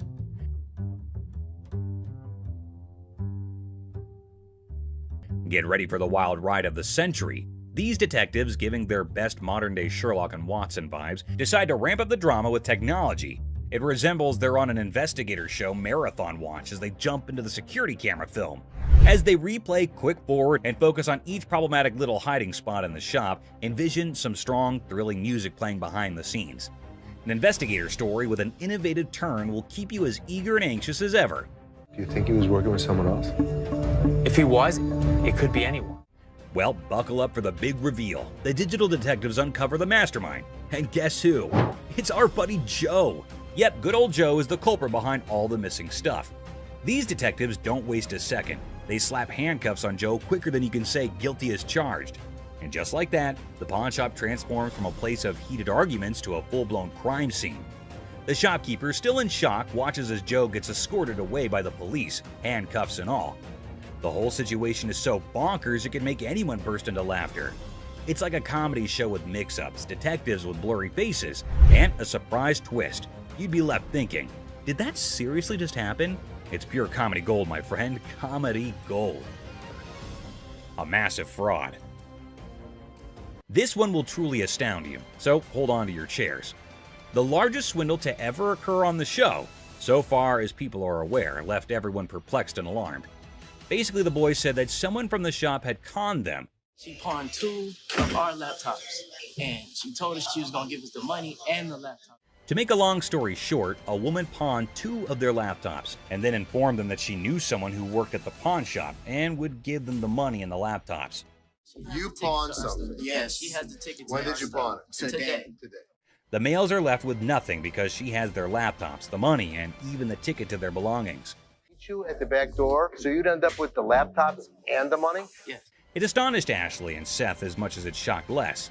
This girl told you one of my guys would meet you at the back door, so you'd end up with the laptop? Les or anybody else was unable to stop it now. Les then thought of a strategy, though. If you can find out which one of my employees, you give me the guy's name, I'll give you the computers. At that point, the youngster had a glimmer of optimism and left, believing that perhaps they could apprehend the employee. Well, let me tell you something. We've been scammed before, and I will not be scammed again. Les then requested that Ashley look up the buyer of each laptop they had that day on their background.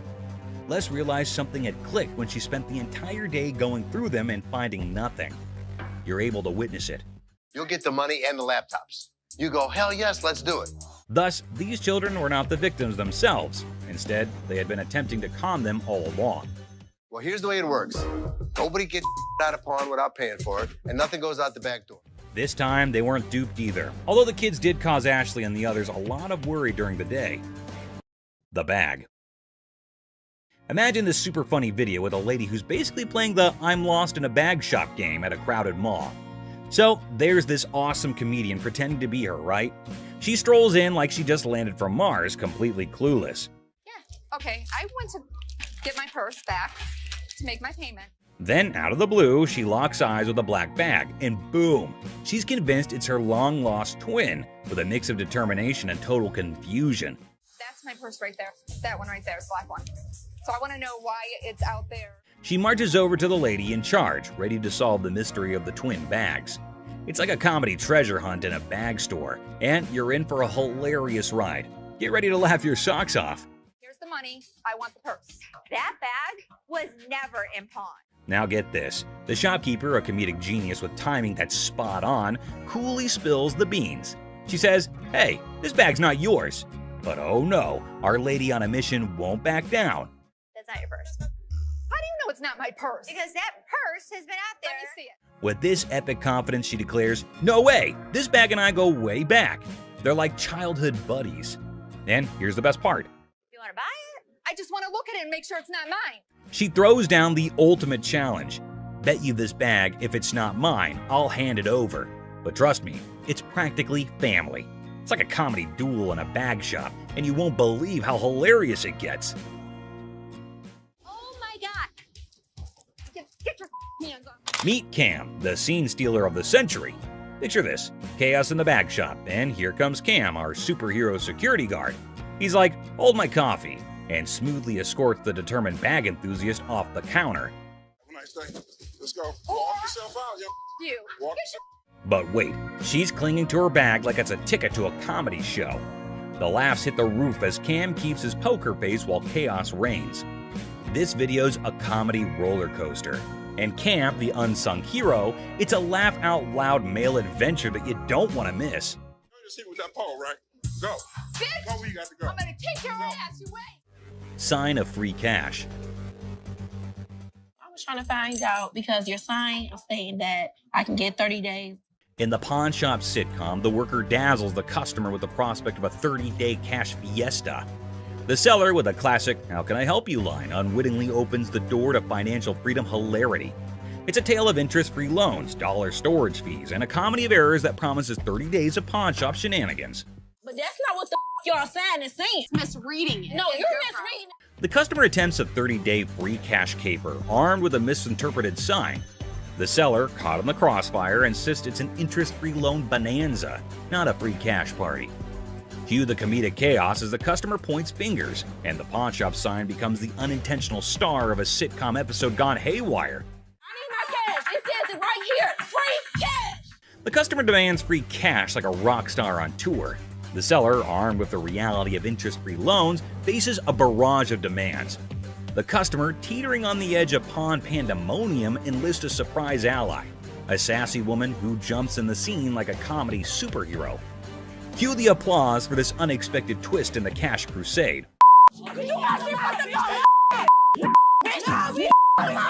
In the side-splitting aftermath, the pawn shop saga spills into the parking lot, where the customer and seller engage in a hilariously awkward brawl.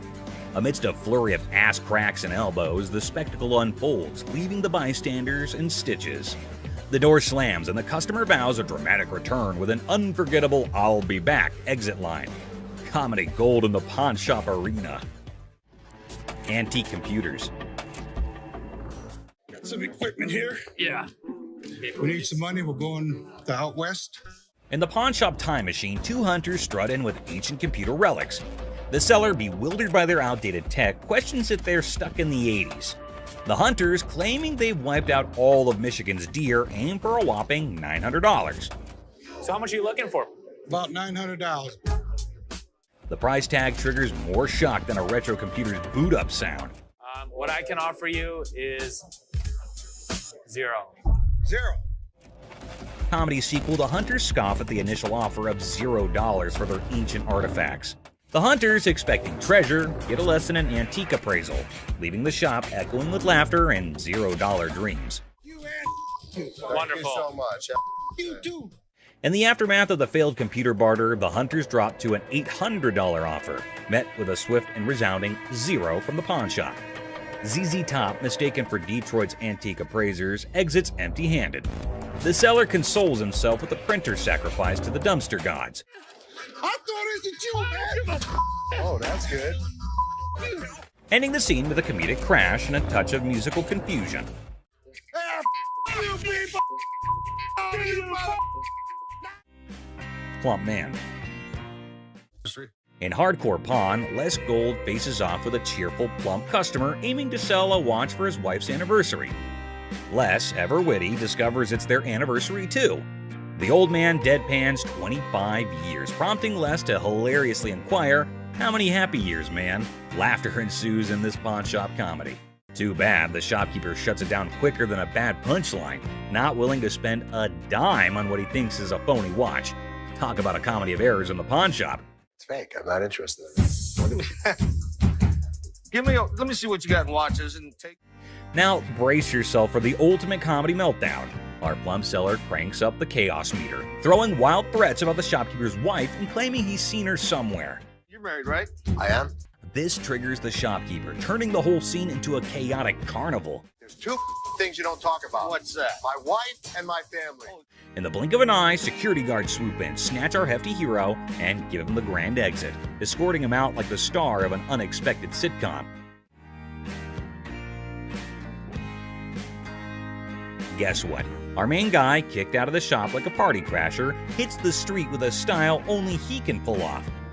It's like a comedy buffet that'll have you grinning like you just discovered the ultimate joke. Get ready for hilarious adventure. Need help?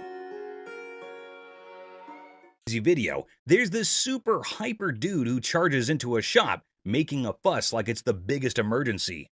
And get this, he decides a random table is his new chill zone. No rules, no worries, just pure wackiness. Get ready to laugh your socks off. Get a load of this to hit the road. But guess what? He's on a whole different planet. Watches. Get ready to giggle. So there's this new lady in the shop who's decided to be a rebel. She goes all sneaky and puts the shop's watches up for sale online without telling, confidently struts away, leaving the staff scratching their heads like, did that just happen? It's a hilarious roller coaster and you won't stop laughing. You weren't as big of a bitch. I was wrong. Excuse me? Get the out of here. Get set to lol. This funny video is like a crazy ride with surprises, silliness, and a hint of madness that'll have you laughing without a pause. The twists and turns make it a hilarious and chaotic experience for anyone lucky enough to catch the shop's wild antics. Brace yourself for a good laugh as you watch the madness unfold in the side-splitting comedy script style video. What did she say? That I am the bitch. Get the out of here. Penny pincher. Get ready to chuckle. This hilarious video is all about a super energetic girl trying to convince her super penny pincher dad to hire more security for their shop. She's all passionate like, "Dad, we need extra protection." But oh boy, her dad's like, "Nah, that's just throwing money away." Adding an extra night security guard is an expense we don't need. Dad, I just don't understand. The funniest part? When the argument gets so wild, the girl pretends to be super angry and storms out of the room. It's silly, it's amusing, and you'll be laughing your socks off at their crazy fight. Every single time I have an idea and I bring it to your attention, he then has to walk in. Hold on to your funny bone. This comedy video is pure chaos when the staff walks out, and surprise, the roof is missing. Peel the roof off? Yeah, they peeled the roof. Yep, someone peeled it away like a giant banana. Imagine the team head scratching in disbelief. Their shop literally got unroofed. The alarm company called.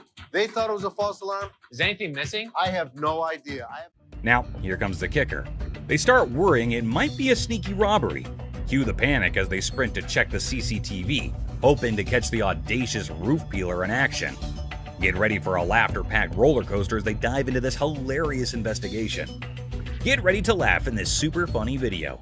They got 2 guys. So they get through the internet room, jump in. The staff at a quirky shop freaks out when they find out someone peeled off the roof for a supposed robbery. Total chaos, right? So they go all detective and check the CCTV footage. But wait for it.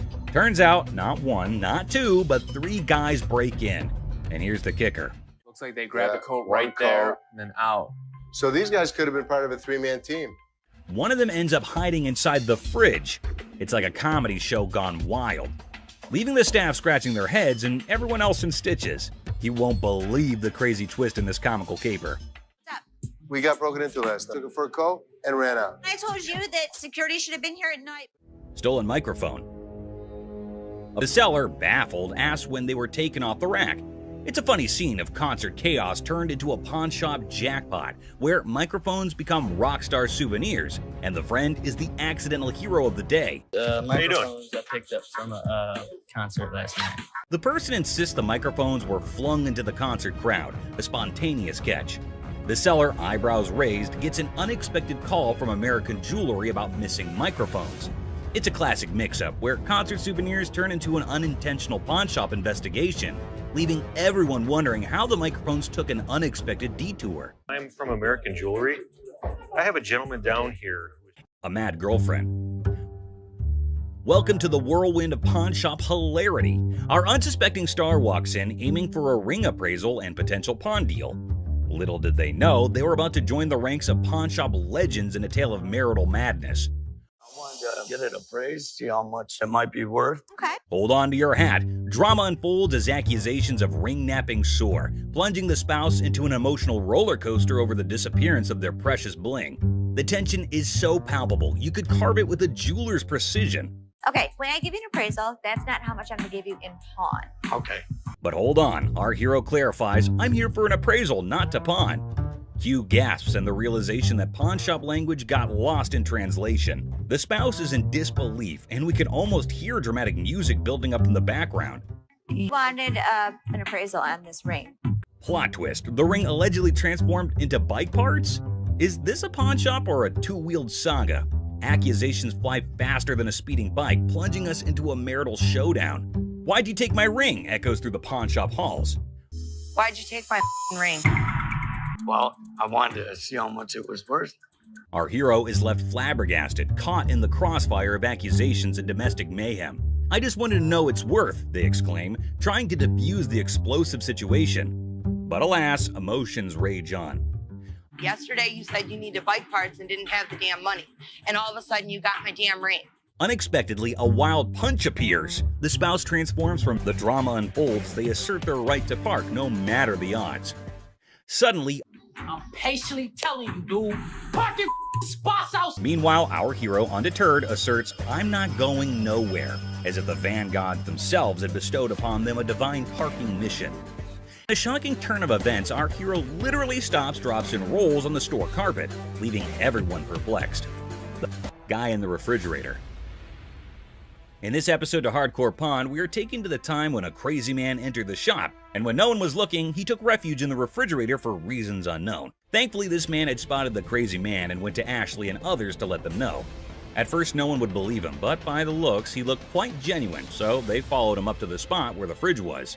Still hardly believing the man, they went to open the fridge, and boom! The man was curled up inside, about to make the refrigerator its new cozy little home. I don't know what y'all doing over here. There's some other in the refrigerator. What? The whole situation was so absurd that not a single person in the whole shop could believe that there was a whole person hiding inside there. Good thing that they have security in the shop, so the man got what he deserved. What the f are you doing? Fake earrings. Two sassy black queens strut into the pawn shop, flaunting earrings worth $350. The seller, bewildered, questions their cash craving. They snap back. How you doing? Good. I'm here to pawn these earrings. Okay. Honey, our financial drama is an Oscar-winning secret. The seller innocently inquires about the swearing, prompting the girl to unleash a verbal firework. Trying to get $350 for them. Why do you need the money? It's none of your business why I need the money. As he fumbles to record the chaos, he realizes these queens can turn from pawn shop patrons to drama divas faster than his slowest sale. Talk about a speedy emotional roller coaster. Why are you swearing? Because you asking me why I'm coming in here to handle my business. In the midst of the jewelry saga, it's a linguistic roller coaster. The seller's ears are bombarded with jewelry, loan me my money, and a kid-eating crisis. What does my sign say? Jewelry and loan. This jewelry, loan me my money. I got to feed my kid. The drama unfolds faster than a soap opera, leaving him nervously counting non-existent diamonds. Talk about a pawn shop sitcom. Man, you getting on my nerves, dog. How'd you get You ain't even looked at my Do you know that these aren't real? In the sizzling pawn shop showdown, the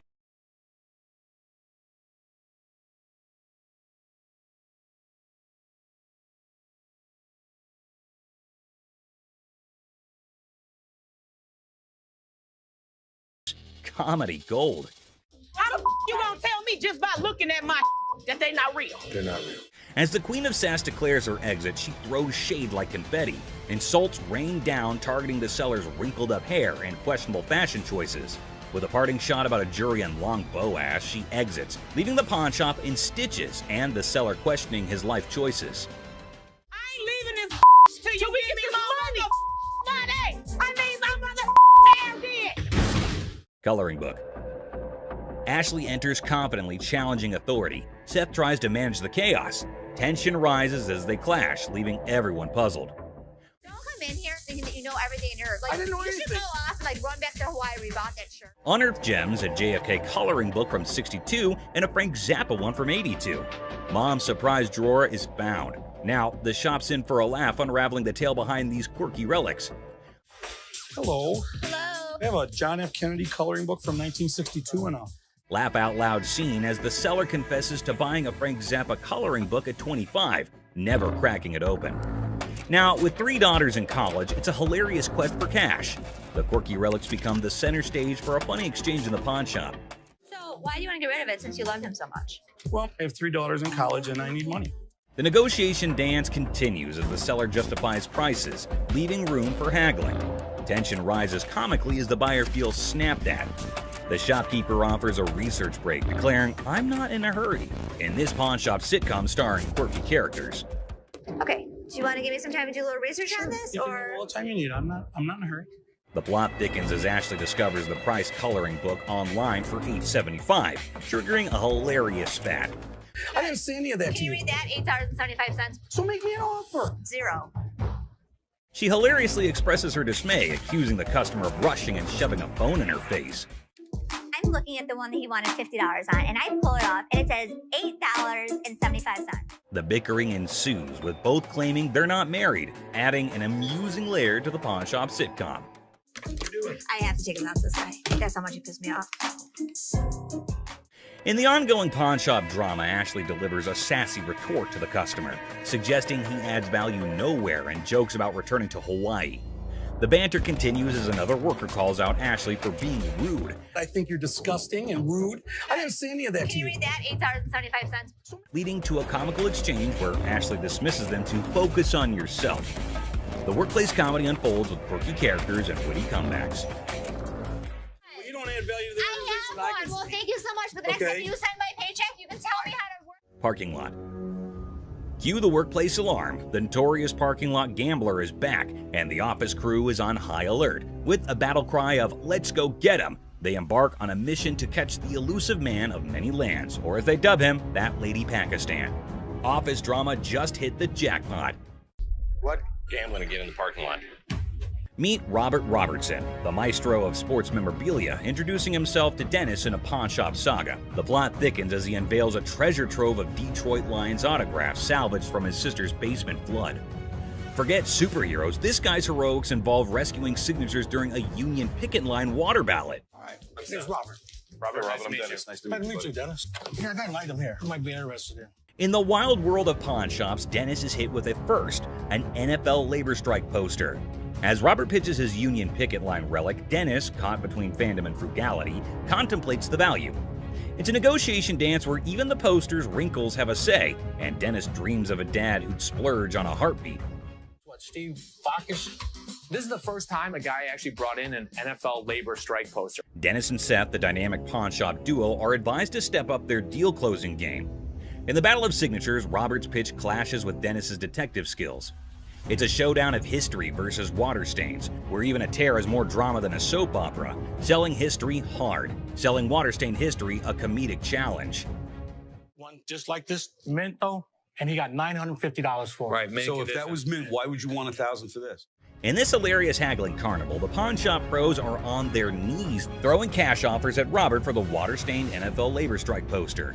It's a dollar dance-off with Dennis and Seth, and they're juggling 20s like it's a comedy club. In the end, it's 5 20s that win the bid, leaving Robert with a pocket full of paper and the pawn shop crew high-fiving over their historic steal. $75? No way. Offering you just $100 cash money right now would make it. Gold earrings. In the golden world of earrings, Ashley and the customer embark on a carrot quest. The earrings sparkle, but the price tag dims the shine. The customer eyeing the digits suggests a hilarious plot twist, an exchange proposal that could turn this jewelry journey into a comedic barter ballet. I was looking for some gold earrings. You are in the right department. In the dazzling dance of earrings and dollar signs, the customer flips the script with an exchange proposal. Ashley, the jewelry juggler, contemplates the weight of the situation, hoping those earrings don't tip the scales against her. It's a hilarious jewelry version of Let's Make a Deal, where carrots and comedy collide. Well, what we can do is I can take those and apply money towards these. In the Comedy Club of Carrots, Ashley drops the punchline, a whopping $500 for the desired earrings. The customer expecting an exchange extravaganza faces the reality check. Okay, so what I can do for you today, I can apply $40 towards these. I paid $500 for those. What do you mean? You can't do an exchange? Ashley, the weight wizard, spills the carrot beans, revealing that these earrings are more featherweight than a dieting hummingbird. It's a priceless jewelry negotiation that has the audience and the scales in stitches. Okay, I can't give you $500. Why you can't? Because it's not worth. In this comedy climax, the customer unleashes Carrot Chaos, insisting her earrings are weightlifting champions. The tension escalates as she dubs Ashley boo, but a touch sets off a mini drama. I know how much these cost, boo-boo. Because you screamed that you're gonna get you more money, boo-boo. The pawn shop becomes a carrot battleground, and Ashley's final offer of $175 is the punchline that sends the customer storming out, leaving the jewelry saga in a carrot cloud of comedy. Everybody else good. Pose made you Fake diamond. In this wild pawn shop showdown, two characters storm in like a tornado, armed with an attorney and a demand for $900. The seller, caught off guard, awkwardly requests a card while the attorney seems more like a background dancer in a chaotic legal dance. It's a scene where negotiations are more like a comedy sketch, leaving everyone wondering if they stumbled into a legal circus. I got my lawyer with me. This is wrong. Show me your card. I don't have a card with me. My attorney. Customer unveils a questionable earring, claiming it turned his ear into a rainbow. The seller, armed with skepticism and a keen eye, dissects the earring, declaring it a fake diamond disaster. So what do you want to do today? You want me Can to I get figure my money out? back? You want me to figure out why your ear's turning a different color? Is that a real diamond? Enter the legal cavalry. The customer brandishes a lawyer in the name of mismatched receipts and the ear that turned technicolor. It's a jewelry malfunction turned legal circus, and the pawn shop is now the stage for hilarious gemstone saga. This is not the correct earring for the receipt. Chaos ensues as the customer brandishes a jewelry store receipt like a wizard spell. The attorney, a sidekick in this legal circus, demands a refund for the rebellious earring. The seller, caught in the crossfire, faces threats of escorting and leg knocking, all while insisting they won't budge. It's a legal showdown where the only guarantee is a laugh-out-loud twist around every shiny corner of the pawn shop arena. The earring does not match the description. What you mean? So you saying now I just brought an earring in? The customer, armed with a kaleidoscope ear and a refund demand, insists the seller turn around and walk that butt out the door. The seller, invoking a hint of pawn shop diplomacy, proposes a negotiation dance, but warns, keep your butt back there. Cue the dramatic soundtrack, and it's a comedy in motion. An evil woman anthem echoing through the pawn shop arena. Get out. Yeah, you took my money. You sold me a gold earring. Golden State Warrior ring. I just got engaged, and I heard you had a 75 Golden State Warriors ring, and I was thinking that would be perfect for my fiance. This man came into the shop to buy something, which is odd because most people come into the shop to sell something. This man, on the other hand, was interested in Rick's 1975 Golden State Warriors ring, but Rick was unable to but laugh at this. Rocco, will you grab me that ring? Sure. That is a brave man that would give his fiance a championship ring. Even though Rick keeps on laughing, asking why the man is giving a ring like this to his fiance, we understand that the buyer isn't pleased with Rick's antics. So what I did was I brought pictures of another 75 Golden State Warriors ring. The buyer produced photos of another Golden State Warriors ring and attempted to match them, which they did. Then he asked if it was a genuine diamond and if Rick had checked it. Rick told him that the stone was genuine. Perfect. Have you tested the diamond? Oh, yeah, it's a real diamond. It's a real diamond, okay. The buyer then proceeded to use his own tester to determine whether or not the diamond was genuine, as he was a collector and dealer of sports memorabilia himself. But as he went to test the diamond, it didn't pass. It's not testing. That's because you have a really cheap tester. So Rick stepped in with his own tester, which of course revealed that the diamond was genuine. Even though Rick was irritated by the whole thing, he chose to be courteous to the man. First find on mine. Okay. I will trust that. The buyer requested for the amount after the ring had been tested, which Rick believed to be $11,500. The purchaser, on the opposite hand, had a budget of $5,000. Any 11 grand, that's what I can do. That's your bottom line? Yeah, Okay. best price. Because Rick refused to go any lower than $11,000, the buyer was forced to leave the business unhappy and empty-handed. I didn't think he was going to go 5,500, but I thought, he'd work with me a little bit. But he seemed like he wanted to punch me in the face. Wells Fargo's safe deposit box. What do we have here? Well, we got a Wells Fargo strong box. This man arrived with a Wells Fargo safe, an antique ball and chain, and a couple ancient handcuffs. The seller was asking roughly $2,000 for everything in the package. All right, well, tell me about these things. This ball and chain right here actually comes from the human prison. It's the oldest prison in the state of Arizona. Folsom Prison was Arizona's oldest prison, and the handcuffs belonged to it since the late 1800s. Here's my concerns. When they forged chains back in the 1800s, it was just hot welding together. At that time, it was all performed by the blacksmith, but the chains that the man brought in were all electronically forged. Not only that, but Rick had another major problem. Never in the history of any prison did they ever have their name put on the balls. What Rick was saying was that everything the man brought in was false, but the seller was not ready to believe Rick. It's fake. What makes you an expert on this stuff? I've been buying and selling this stuff my entire life. Even if the contents of the package were phony, there was a chance that the box itself was not. So Rick made a deal for the box and left the rest. Box, I'll give you $400 for it. I want $1,200 for it. No, you don't. And the transaction was completed for $400.50. The seller left, and Rick subsequently decided to consult with an expert about what he had purchased. Okay. 19th century strongbox, Wells Fargo. Following a thorough examination of the box, the expert asked Rick the following question. First things first. Have you already bought this? The box was just as false as the other items Rick did not purchase, and the expert agreed. It's a complete fake. Damn it, Rick. Mystery guy.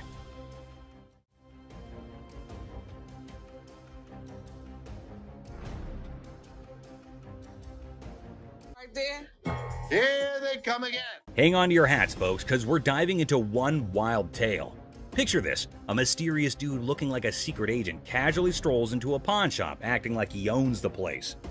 The shopkeeper, eyes wide open, can't help but stare at this walking enigma. I mean, who wouldn't? He's like a riddle on two legs. Now brace yourselves for the craziness escalates. Our mystery guy isn't flying solo. He's got not one, but two ladies in tow, a trio causing a ruckus. They swagger up to the counter, and out of nowhere, the guy dramatically declares that the ticket he's waving is faker than a rubber chicken. Everyone in the shop, imaginary files included, gasps in surprise. Her on the ring, or get the ring back. She's got a receipt. Let me explain to you. This is a counterfeit ticket. Hold on to your giggles. The shopkeeper, smelling something fishy, turns into a detective. With a sneaky grin, he tells the trio to chill and confidently says, "I'll prove it's a fake." The suspense builds as he brings out the real ticket, examining both like he's some ticket art connoisseur. This is the amount of numbers that are here. Okay. Number 2 is state law mandates. Hold on to your funny bone. The shopkeeper spots the differences quicker than yelling "fake alert" with a big old grin. He declares, "Nice try, folks, but your ticket is faker than Monopoly money." Cue the imaginary mic drop in the background. But whoa, Nelly, the trio isn't throwing in the towel just yet. They get into an energetic discussion, pointing fingers, thrashing arms, and hollering as though they're contending in a yelling challenge. It resembles something out of a sitcom, and you can't resist the urge to chuckle at the idiocy. In the grand finale, our mysterious guy and his partners in crime admit defeat. Looking a tad embarrassed and probably feeling a smidge silly, they storm out of the pawn shop. The shopkeeper, now a hero in counterfeit ticket detection, is left with a bunch of baffled onlookers. And there you have it, a hilarious adventure that's weirder than fiction and funnier than a clown on a unicycle. Comedy gold, my friends, comedy gold. Gun cabinet. Well, it's a desk, but it's not really a desk. It's actually a gun. So what this woman brought into the pawn store was not anything that was common. It appeared to be nothing more than a plain desk, yet it was far more than that. It's a gun desk. Yes, when you push down on the inkwell, a bullet fires out through the trapdoor. When you press down on the inkwell, a bullet fires out through the trap door, and this desk transforms into a pistol when the time comes. If I sell it, that's fine. If I don't, I'm okay with that too. Thus, the merchant visited the business not exclusively to sell the weapon work area, yet additionally to figure out more about it. She needed to realize who possessed it, the way things were utilized, how old it was, and other such data. I was trying to figure out how to open it and had a really good look inside it and said, While hunting for a nice little desk, she came across this one. But when she got it home and attempted to open it up, that's where she discovered it wasn't what she thought it was. I've seen desks with hidden gun compartments, but I've never seen a desk as a gun. Rick thought it was something out of a James Bond movie, and he was so engrossed in it that he forgot he was actually pushing his face against a gun. Do you mind if I have a buddy look at this thing? Because I am just completely lost here. Not at all. Rick believed it was best to have an expert look at it after taking a closer look, so he called one. Gun. This is the gun. What? The master had never seen anything like it and had no clue about what it was utilized for. Yet, in lieu of what he saw, the master reasoned that it was made somewhere in the range of 1890 and 1910, which was an issue. Even though he couldn't guarantee it, the Pawn Stars may buy it in a gray area.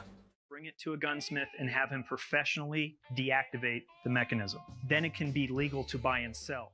The only way to buy and sell it legally is to take it to a gunsmith and have him deactivate the mechanism. Only then can it be simply and legally acquired and sold. I wish I could help you out more. It's just one of those things. Thanks for bringing it in. Oh, you're welcome. Orange Bowl ring. I decided to come to the pawn shop today to sell my Penn State Orange Bowl ring from 1973. This individual then brought in an Orange Bowl ring from Penn State in 1973. He was in the shop trying to sell it since he needed the money for upgrading his house, and he reasoned that it must be valued at least $1,500. Where'd you get this? You know, I went to Penn State and guy down the hall played on the team, and he needed some money, and I bought it back then. The seller claimed that one of the team members needed some cash and that the only thing he had was that ring. Thus, the man paid him the necessary funds and purchased this ring. You know, it was Jeff Clark. He didn't play too much, but he was an outside linebacker for the team. This particular ring belonged to a linebacker named Jeff Park, who was a member of the squad even though he didn't play much. What are you looking to get out of it? I'd like to get $1,500. Okay. Just as he previously stated, the man wanted $1,500, but Rick needed to examine the situation more carefully before making any moves to get the ring. It was then that he discovered that the ring had a problem. The price is reasonable, but it's illegal for me to buy or sell anything when any identifying mark has been removed on an item. The ring was cool, but it was also reasonably priced considering that the engraving makes it completely identifiable. It was no longer lawful for Rick to purchase or sell this ring after the engravings were taken out. I'd be more than happy to buy it off you for $1,500. Problem is, it's like buying a car without a VIN number. The seller was a little confused as to how the removal of a few inscriptions might make the ring illegal to purchase or sell. As a result, Rick and Corey had to thoroughly explain everything to him and let him know that despite their best efforts, they're unable to handle it. All right, dude. Okay. Sorry I couldn't do nothing with it. Okay. I know 1,001 people I could have sold this ring to and made it. A fake bill. I have some political memorabilia, the Secret Service ID for J. Howard McGrath, Attorney General of the United States. This individual entered the pawn shop with a $10 bill that had several signatures on it, a White House pass, and several Secret Service IDs. He estimated 1,000 figures for each of these items, but before beginning to negotiate, Rick needed to learn more about them. He was the chairman of the Democratic National Committee when Truman ran for president. Rick was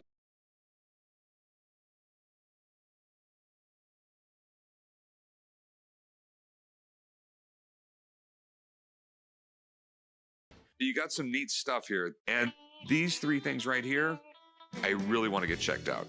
Rick checked everything and concluded that not just the dollar that the man had brought in was counterfeit. Rick had to see the expert to find out if he could purchase the other items since he had a hunch that doing so might be illegal. You don't want.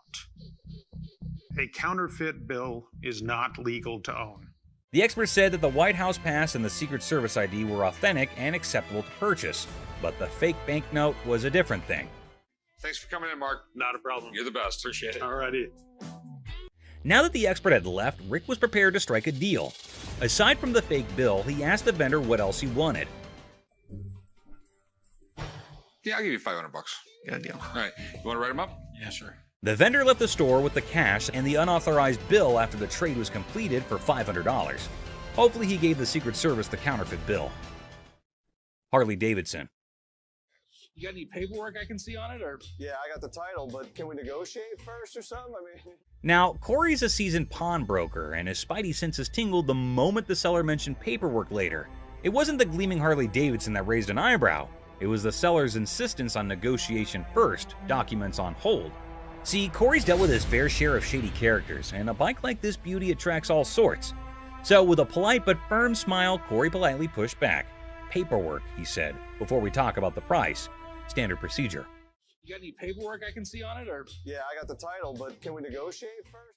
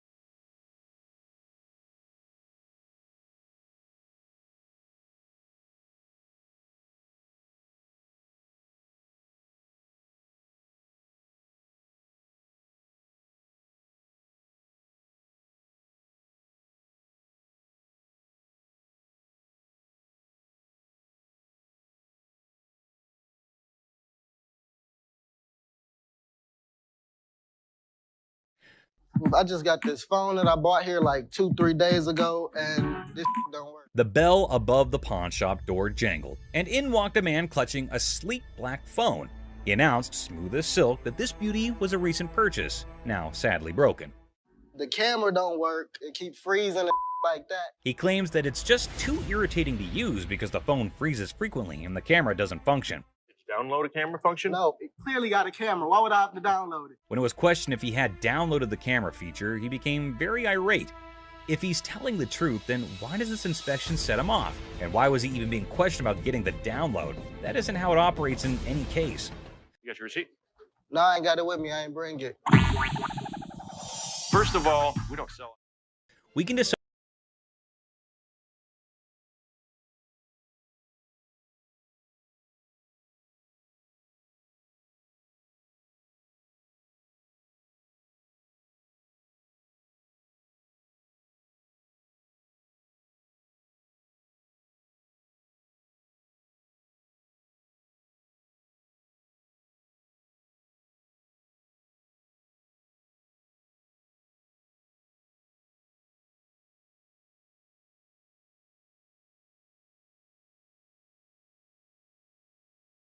Another phone.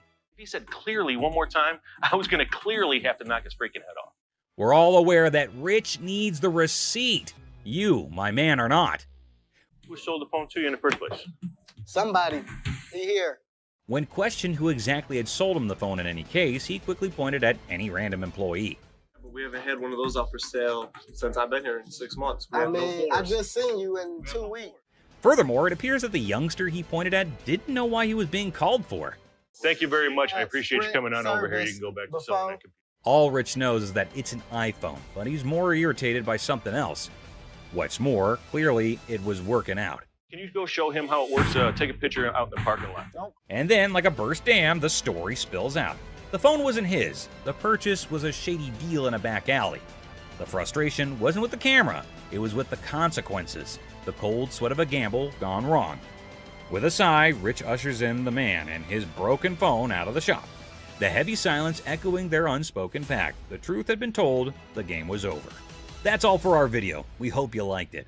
Please comment, like, and subscribe. Don't forget to hit the notification bell for more videos like this. Share it with your family and friends. See you next time. Christina stealing money. Here's something curious happening. Les seemed to be very angry over that man. Don't know what that man was doing there and what he had done, which made Les angry. Let's see what will happen. Ant stole the leftover money. Everyone there is so angry. What is going to happen now? Les is curious as he is sure that Christina cannot do this kind of stuff alone. There must be some other people supporting her in his play. Les is taking it to extremes and asking again and again if there's another one with her. Have you been working with any other employee? No. All alone without any knowledge of anybody else stealing from us, correct? Oh God, he asked her to send her to jail if she did not speak the truth. Oh my God, things are getting worse. She's not telling anything. Mother-daughter fighting. So there's a woman coming with her daughter. She showed some pieces of bottle and her collection of stamps. According to her, it is worthy, but actually it is not. Les asked her that it is not that worthy. Oops, the mother got angry at Les. Because for her, they are worth everything. What will happen now? So what you got? I got some really expensive stuff. Show me. Oh my god, the daughter charged a fire against her mother. You better don't. No, you.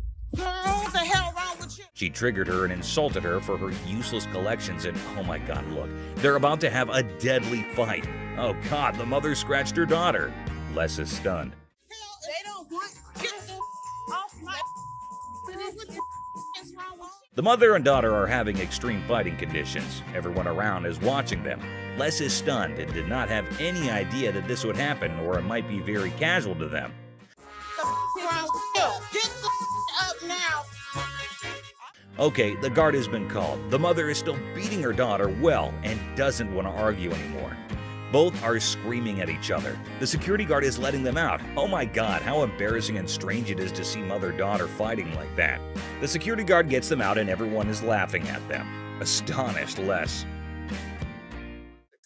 I had to intervene. Okay. You don't know who the Man threatening Les. So a man entered the pawn shop and headed straight towards Les. Seems like it would be a happy deal with that cool customer. Okay, the man had an anniversary today, and so both are sharing some joys together. Seth and Les's fight.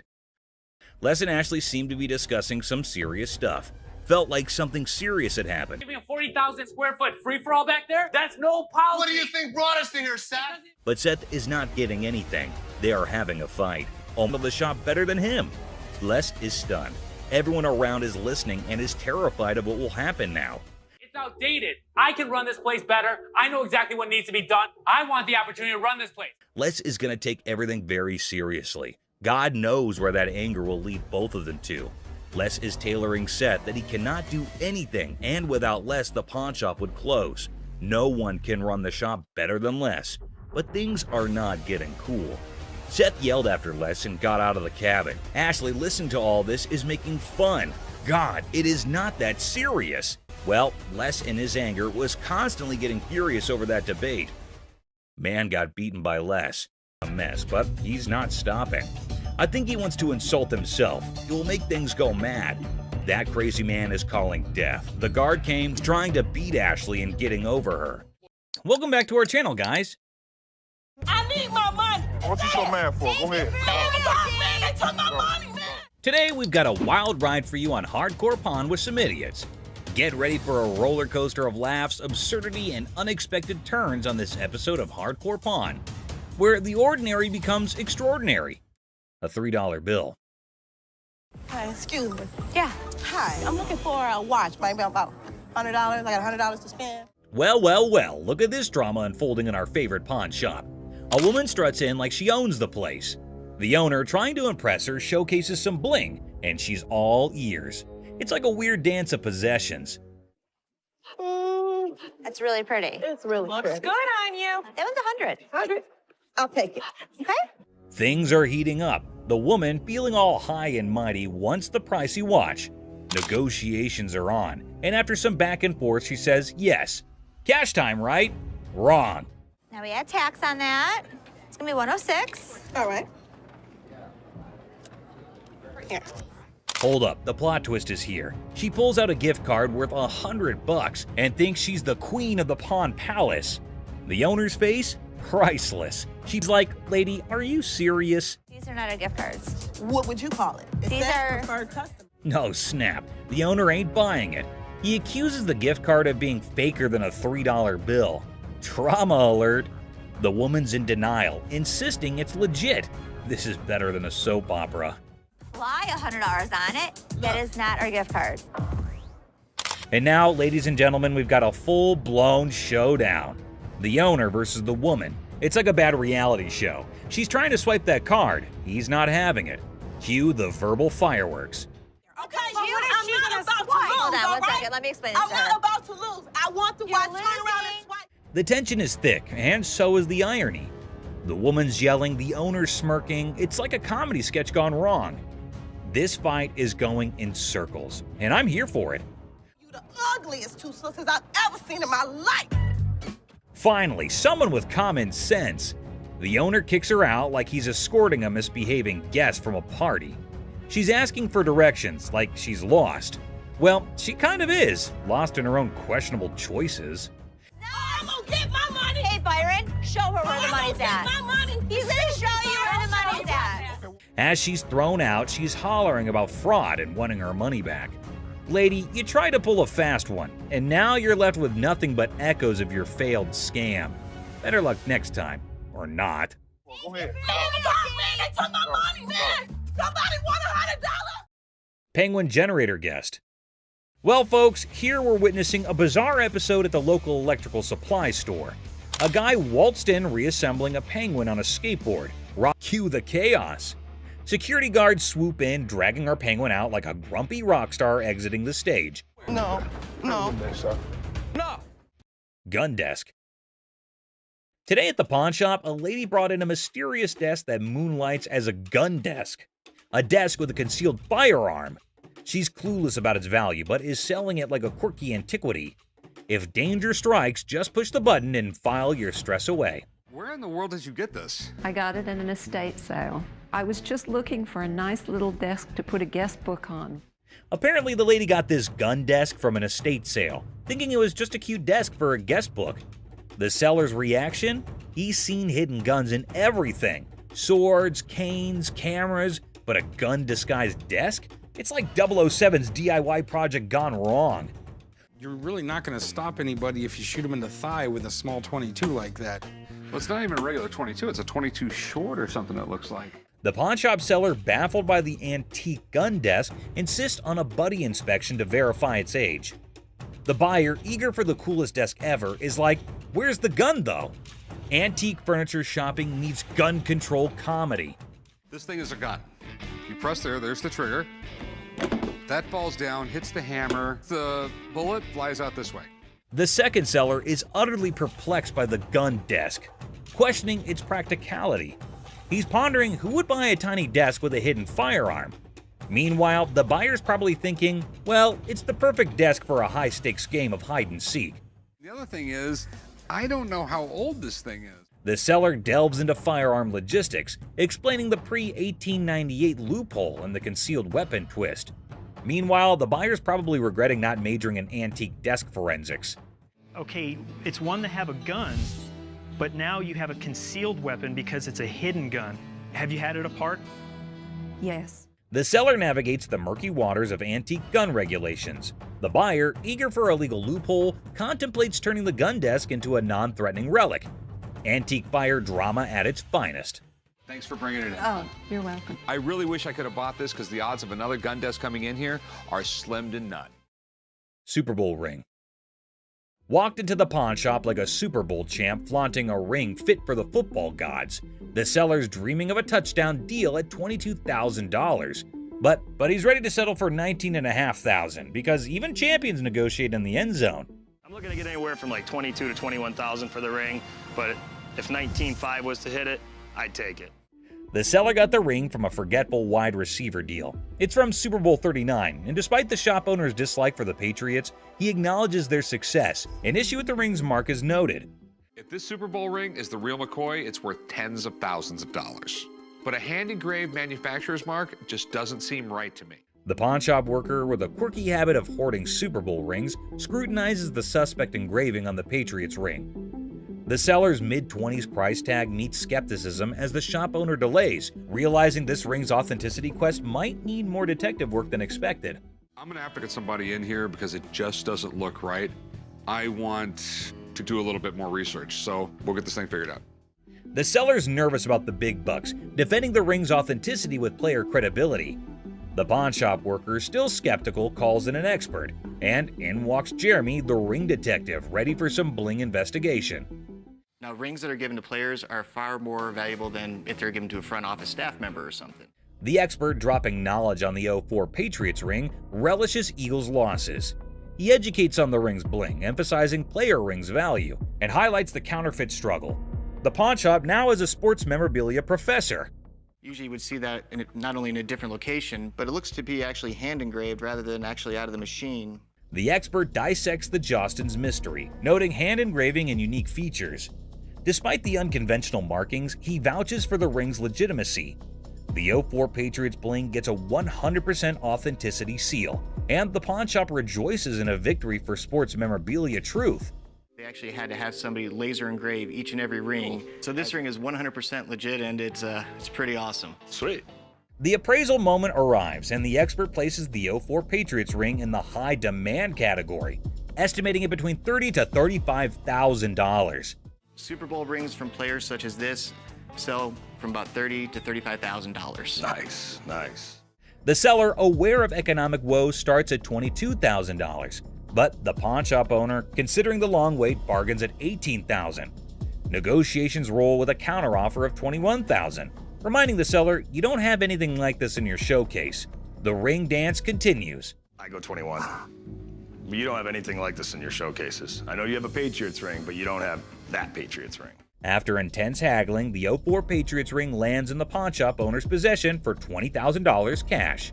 Family banter erupts over the new addition, turning it into a $20,000 paperweight threat. The ring battlefield unfolds. I'll give you 20 grand.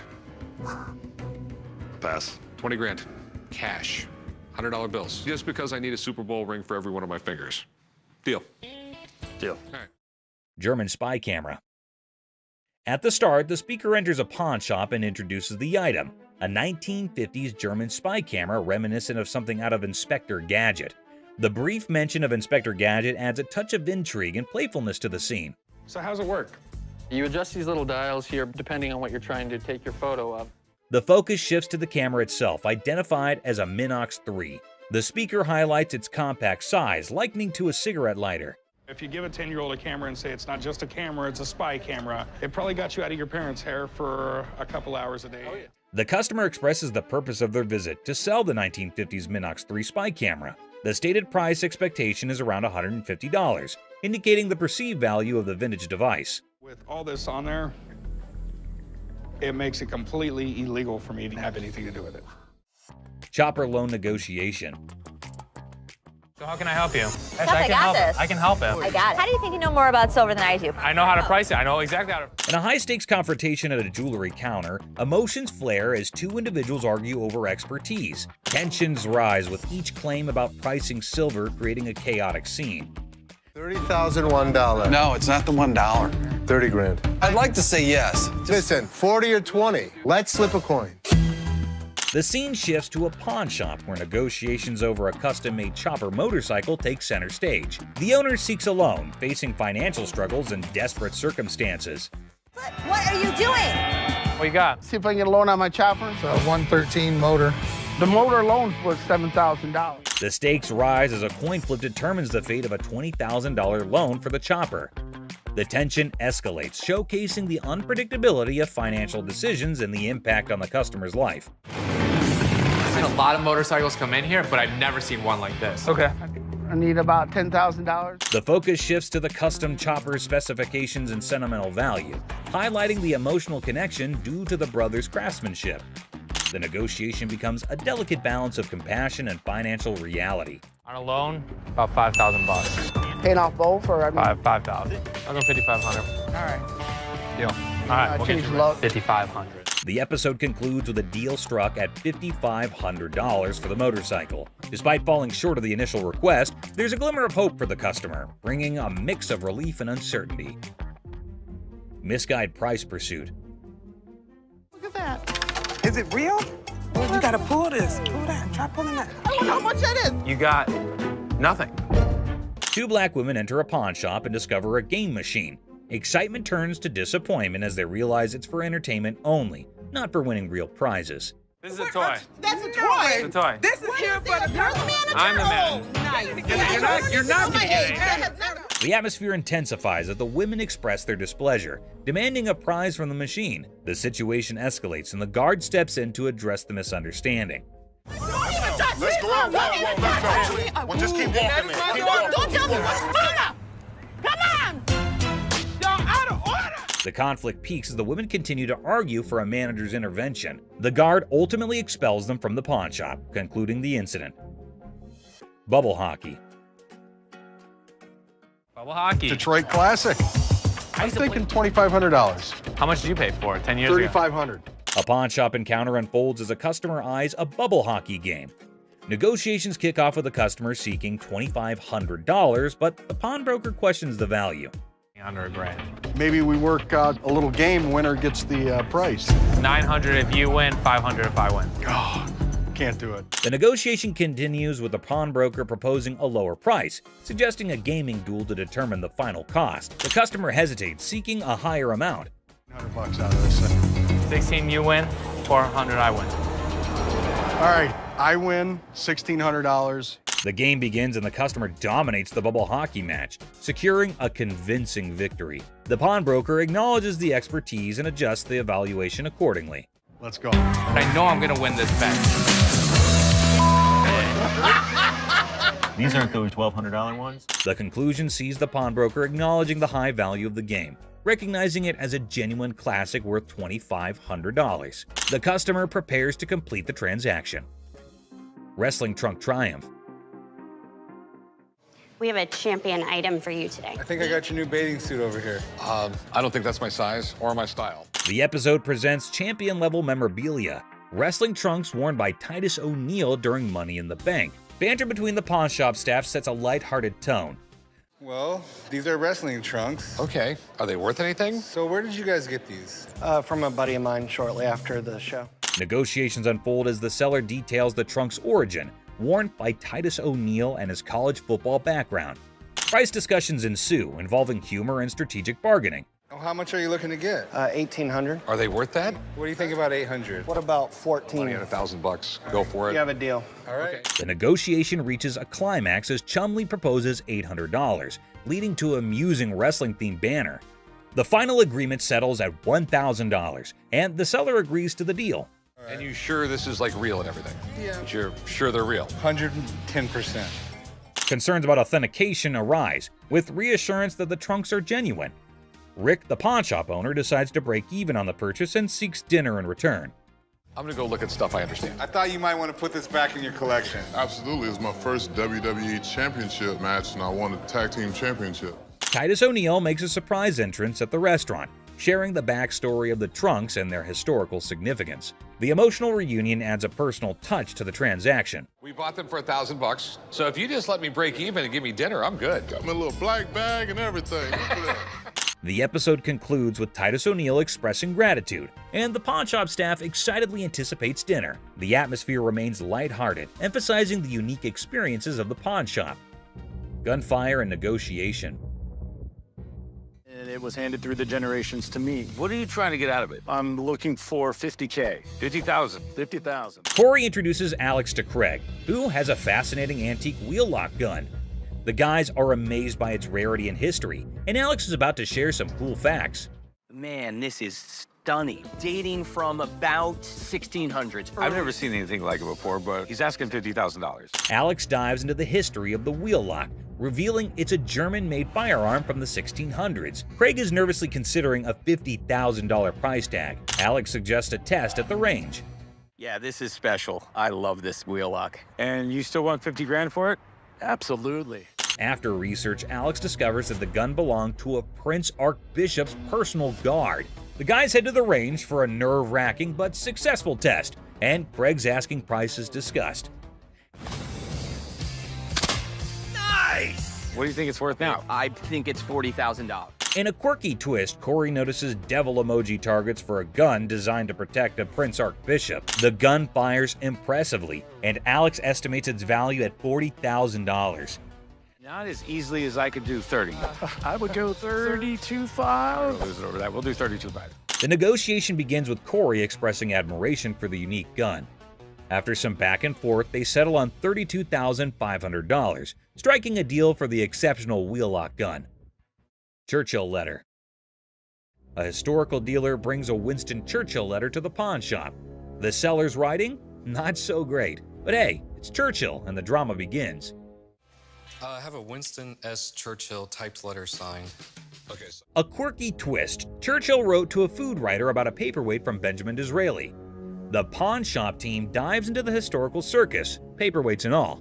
Enter Steve, the expert, unraveling the mystery of Churchill's signature. The magnification saga begins, complete with ink flow discussions and hilarious attempts to decipher the genius's handwriting. A surprise appearance by a 1968 Jack Kevorkian Volkswagen van shakes things up. The chopper deal is done, but now Churchill's letter gets a comedic price tag dance.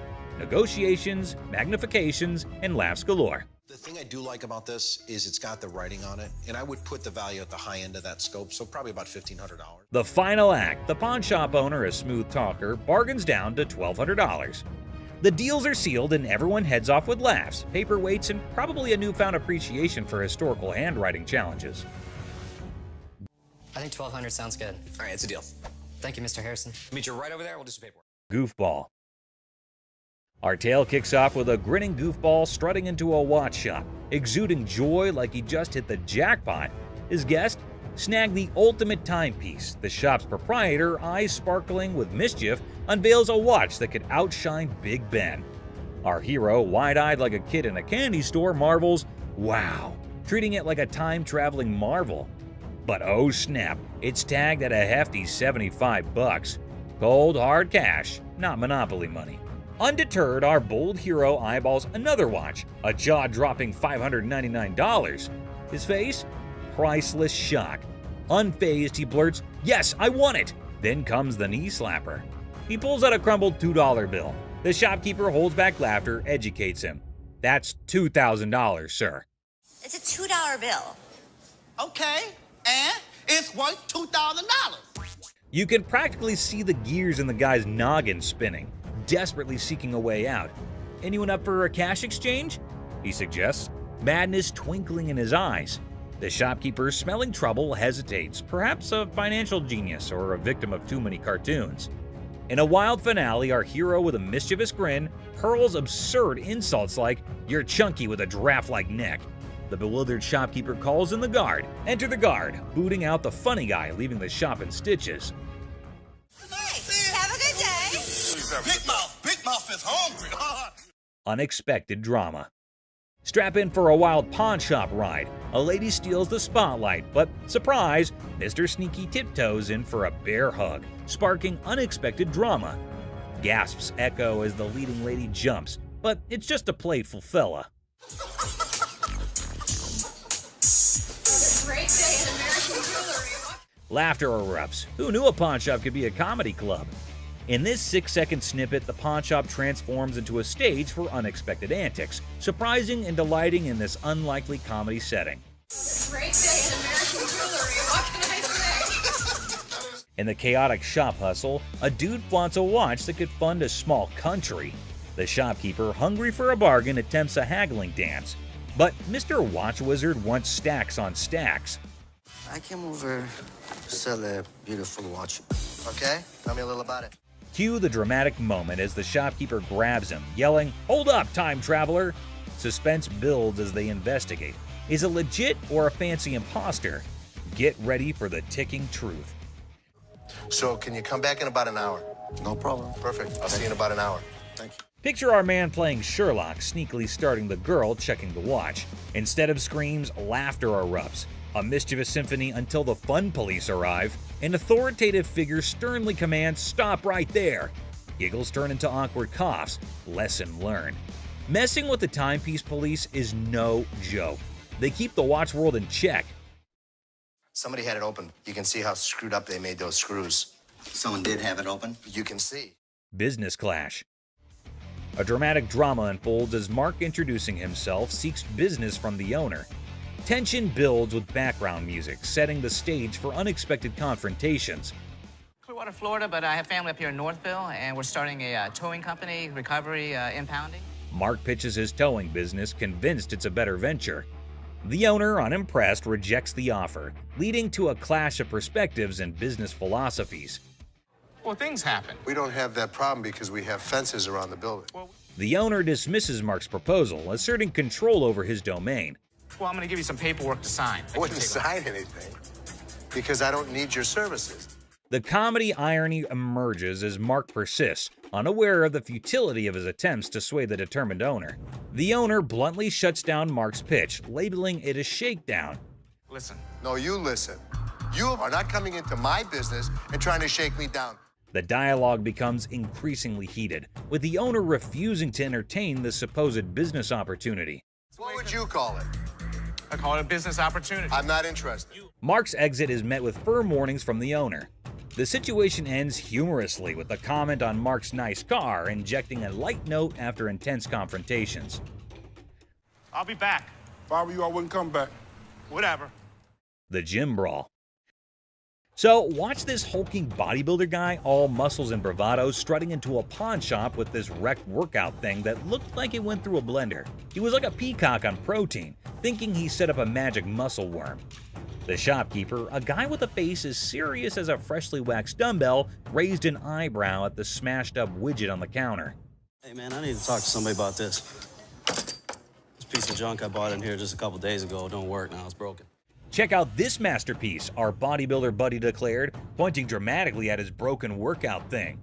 It's so messed up. I swear it's doing reverse squats by itself. The shopkeeper, squinting at the wreckage, deadpanned. Reverse squats, huh? Must be the newest gym craze. This thing obviously couldn't handle what I was doing on it, so 2 days later it don't even work, so. But our muscle hero was not giving up. Leaning over the counter, he claimed, "I want my money back." How about you just get my money, and then we won't have any more problems with this, but I need my money back. This thing's more of a comedy show than a workout. The shopkeeper, trying not to crack a smile, said, "Well, it's a one-of-a-kind piece, guaranteed to break the ice at any gym." Or what? Or what? There's gonna be a problem. How about What that? kind of problem is there going to be? Oh no, that's like a WWE scene. Our bodybuilder flexed his words and shoved the shopkeeper. "Give me my money or I'll turn you into a cardio machine for a month." And just like that, the pawn shop turned into a wrestling ring. Don't touch. Come on, come on, man, let's go.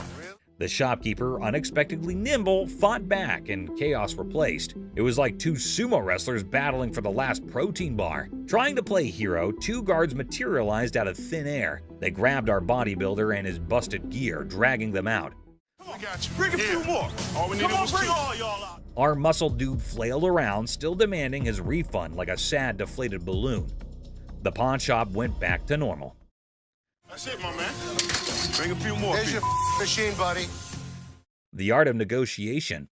So let's see this guy walking into a pawn shop, allowing him to be the next big art dealer with a painting put away under his arm. He's giving off major, "I'm gonna hit the jackpot" vibes. The shopkeeper, with a sneaky grace of a cat burglar, checks out the painting like it's the Mona Lisa 2.0. Our confident guy also spins this wild tale about how the painting formerly belonged to Napoleon's pet goldfish, or some other crazy story. So what you got? I got a painting from Peter Max. An original painting? Well, I got into a silent auction. The shopkeeper, poker-faced like a pro, goes, intriguing. You can virtually see dollar signs in his eyes as he dreams of making a fortune. Now comes the big moment. Confident guy bravely says, "I want $3,000 for this masterpiece." Let's see if she can close a deal. Yeah, what is the bottom line? 3,000. No way. The shopkeeper, still all mysterious and cool, smirks and says, "I can do 1,500, or you can hit the road." 1,500 and we got a deal. It's like a Western showdown, but with money instead of guns. It's a take it or leave it situation. The confident guy, looking a bit less sure of himself, decides to pull a classic move, pretending to discuss it with his imaginary art expert friend. Maybe it's an unnoticeable chum with an art degree. While our hero is deep in discussion with his invisible art critic, the shopkeeper, beaming like a Cheshire cat, decides to up the figure. I know there's a market for it. So $1,500 I think is pretty good. They need to take the money and run. He counts out $1,500, slams it on the counter as if to say, "Take the cash and run, chum," or say farewell to the deal of a lifetime. 1,500. All right. In the end, the confident guy, now looking further confused than confident, grabs the cash and virtually sprints out of the shop. And that is how a pawn shop turned into a comedy stage, starring Mr. Confident, the mysterious shopkeeper, and an oil with a Napoleon-connected goldfish. Art, my friends, might be priceless, or at least worth $1,500. Peter Max. Seat showdown comedy. In a strange pawn shop turned into an airplane seat sale, things got wild when a gutsy and unusual woman decided to turn the whole event into a comedy show. Picture her like a sneaky cat strolling over to a chair and ignoring the "don't sit" sign as if it were garbage. It was as if your rebellious grandma suddenly took center stage, tossing caution and posters to the wind.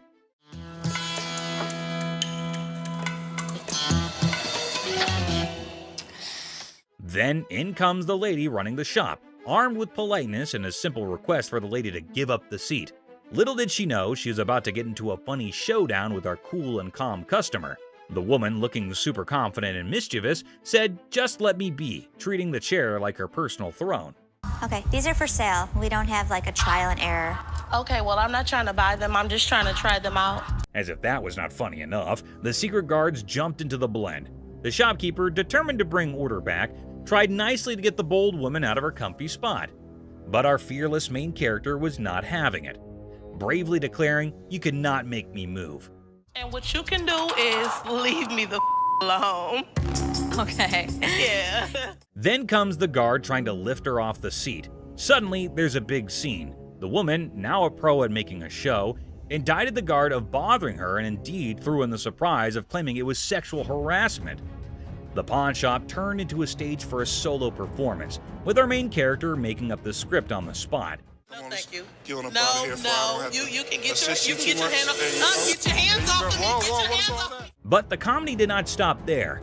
Wanting to leave with a bang, our leading lady dramatically fell to the bottom, blaming the confused guard for pushing her. The shop, once a place for buying and selling, turned into a theater for a funny play where reality and silliness conflicted in the most hilarious way. Girl, You pushed me. I didn't touch. Did I touch you? And just like that, the woman in the pawn shop left everyone. Guard, shopkeeper, and onlookers scratching their heads, wondering if they had just witnessed the craziest pawn shop show ever.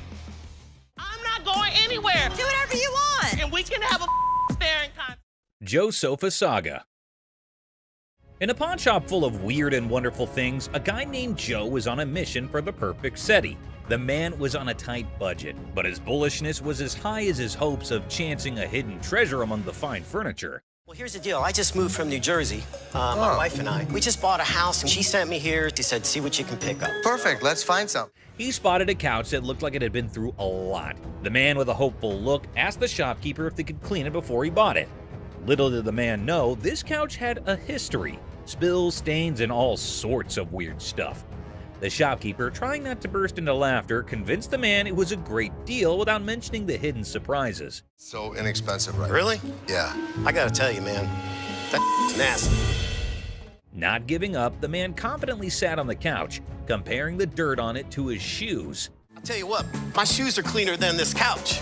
Then don't buy it. With a serious face, he said, "I'm pretty sure my shoes are cleaner than this thing." He even tried to make a deal, $200 for the not-so-great couch. $397.77. Really? Well, I only got $200. It was a deal only Joe could find reasonable in the world of craziness. The real laughter started when this man, without thinking much, joked that if the couch were the shopkeeper's daughter, she must be a nasty one. The line between funny and awkward was getting blurry. We had a reupholstered and I gave it to Ashley. Is that right? Yeah. Is that your daughter? That's my daughter. She must be nasty, too. Out of the blue, a guard, called in by the offended shopkeeper, rushed in like a superhero. Joe was lifted off the couch and thrown out of the store, leaving everyone laughing. Yeah. Walk out. Walk out, my man. The pawn shop adventure had ended, but the story of Joe and the not-so-clean couch was sure to be a tale told with giggles and grins for years to come. Yes, sir. I'll go someplace else. That's the Dirty D right there, baby. Comic pawn shop confrontation. Okay, a man is coming towards the shop. Wait, what? Is he coming to have something from the pawn shop? The man asking about her daughter means how creepy it is. Hello. I need to pick up some stuff for my daughter. Is it in pawn? Yes, ma'am. Laughter begins. Everyone around is intrigued to know what had happened to this man. Oh, another man entered into the argument. Let's see what would happen. Man accusing the shop owners of stealing. How crazy this man is, constantly accusing them of being thieves. No, I want the stuff. Yeah, but without the ticket, we can't give it to you. The man is constantly infuriating them and sees he has come out the carbon. Who knows what will be the end of this nonsense fight?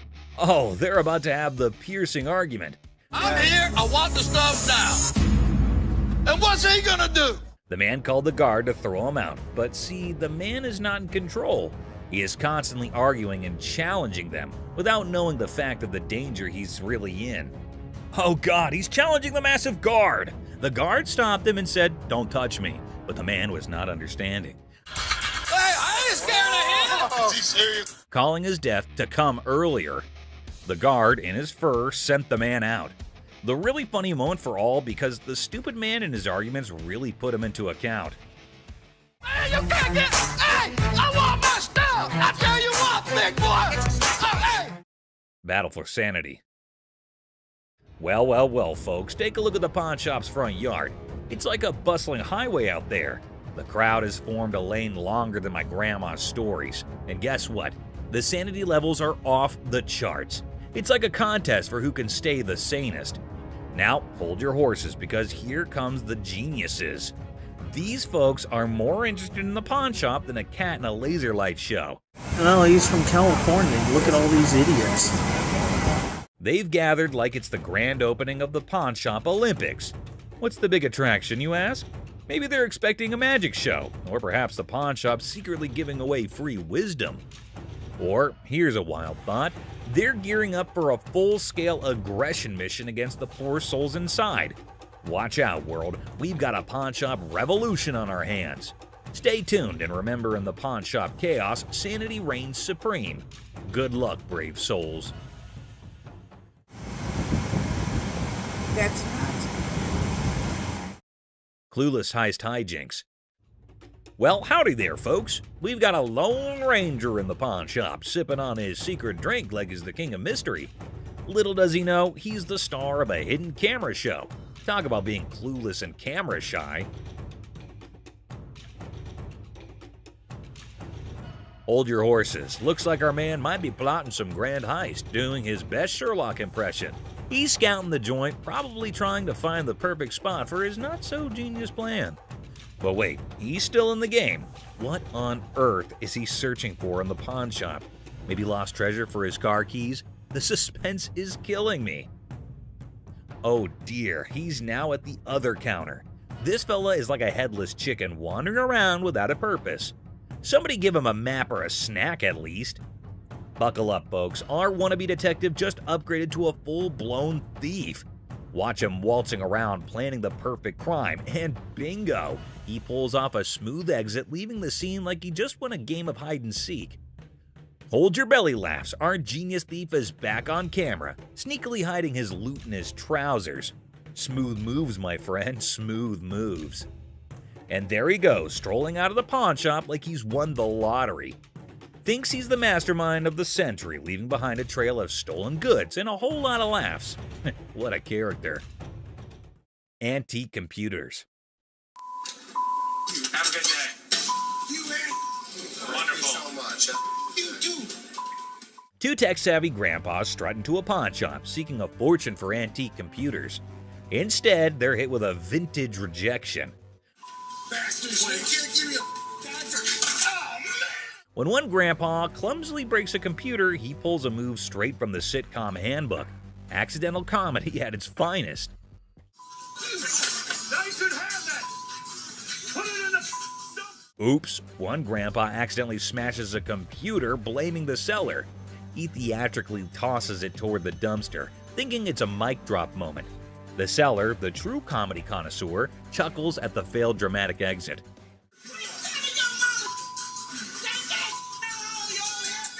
Here comes the queen of sass. A lady emerges roasting the old hillbillies and offering them an A-grade exit.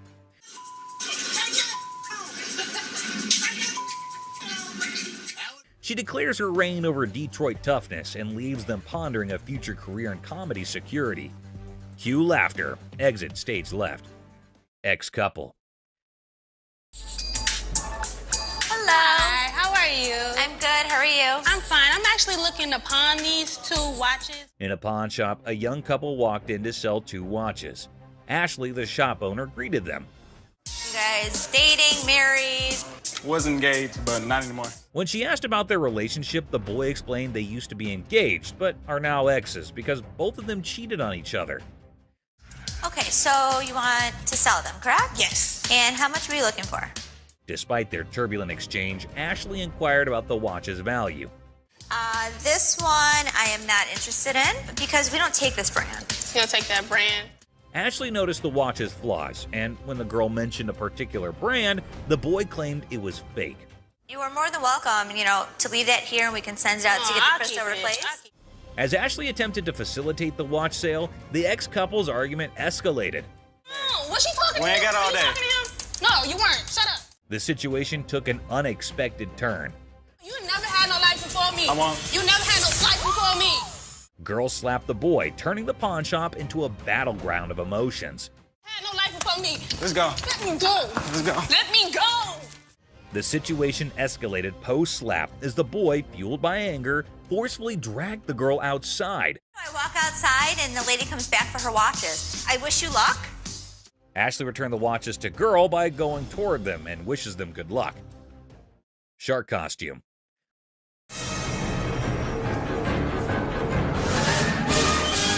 A fantastic character, half man, half shark, enters a pawn shop. Yeah, I'm a professional mascot during the daytime. At night, I'm a dancer. Claiming to be a daytime mascot and a nighttime dance sensation. $800, that's all I want. This guy is so bizarre. Les, skeptical, questions the shark man about his $900 financial request, leaving the room stunned. Don't they have those in Halloween costume stores? Les dismisses an awesome shark costume as a Halloween costume, but Rick takes it on, turning the pawn shop into a makeshift underwater comedy club, despite Ashley's rejects due to an unpleasant odor. See? It works. $800. Les, a pawn shop owner, is captivated by a customer who demands $800. You're missing a speedo. Oh my God. But when he reveals his naked self, Les's jaw drops. Hey, where's Ashley going with the naked guy?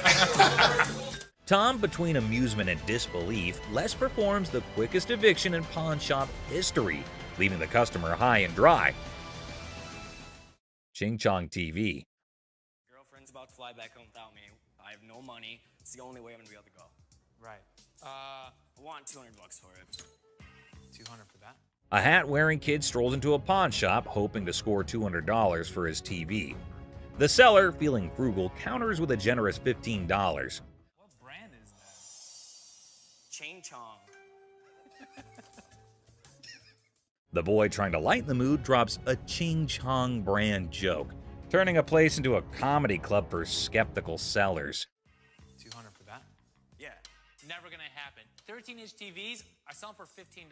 Our persistent TV peddler keeps pushing for more cash for his 13-inch Marvel, but the savvy seller sticks to his guns at $15. Come on, please. I don't want to get stuck in a tray. The boy, desperate to impress his TV-loving girlfriend, gets sadder than a clown without his makeup. Girlfriend's about to fly back home without me. I have no money. It's the only way I'm gonna be able to go. Right. I want $200 for it. 200 for that? The seller, unamused, directs him out, ensuring love won't cost him more than $15 today.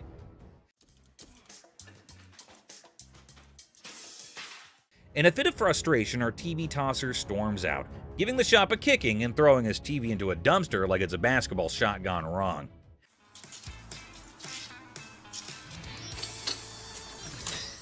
The seller, shaken but not stirred, mutters, "Idiot," and commands him to exit. You're gonna make me leave? Pretty much. Get the out of here. Get off my property. Asserting his control over the TV tossing theatrics. It's a dumpster diving comedy masterpiece in 3 acts. Brain, not brawn. I got a loan on my wife's ring.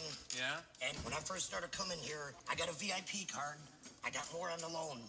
Now you guys put me to a gold card, and I get nothing out of it. A bald customer, frustrated over a loan on his wife's ring, seeks resolution from the manager over a VIP card upgrade and the perceived lack of benefits. Tensions rise as they discuss the situation. No, the VIP is the gold. They're both one the same. We offer a promotion at American Jewelry Loan. It's called a Gold Card membership. It gets more money in people's pockets if they want to get a loan and allows you to save money if you want to buy something. The pawn shop employee tries to explain the gold card system's benefits, but the customer remains frustrated. I am hearing you, but you're not listening to me. Tensions rise as the employee insists on the procedure, leading to anger, questioning, and physical comparisons. You think this is funny? I don't think it's funny. I think that there's something wrong when you start hitting your head against the side of the window. Creating an atmosphere of animosity and miscommunication. What are you gonna do about it? I'm not going to do anything about it. What are you going to do about it? The customer and employee engage in verbal sparring, escalating tensions. You need to get out of my face, bro. I'm sorry, let me scoot back. Really? The guard asserts their position, urging the customer to step back. The customer refuses, escalating the confrontation, leaving the atmosphere charged with hostility and unresolved conflict.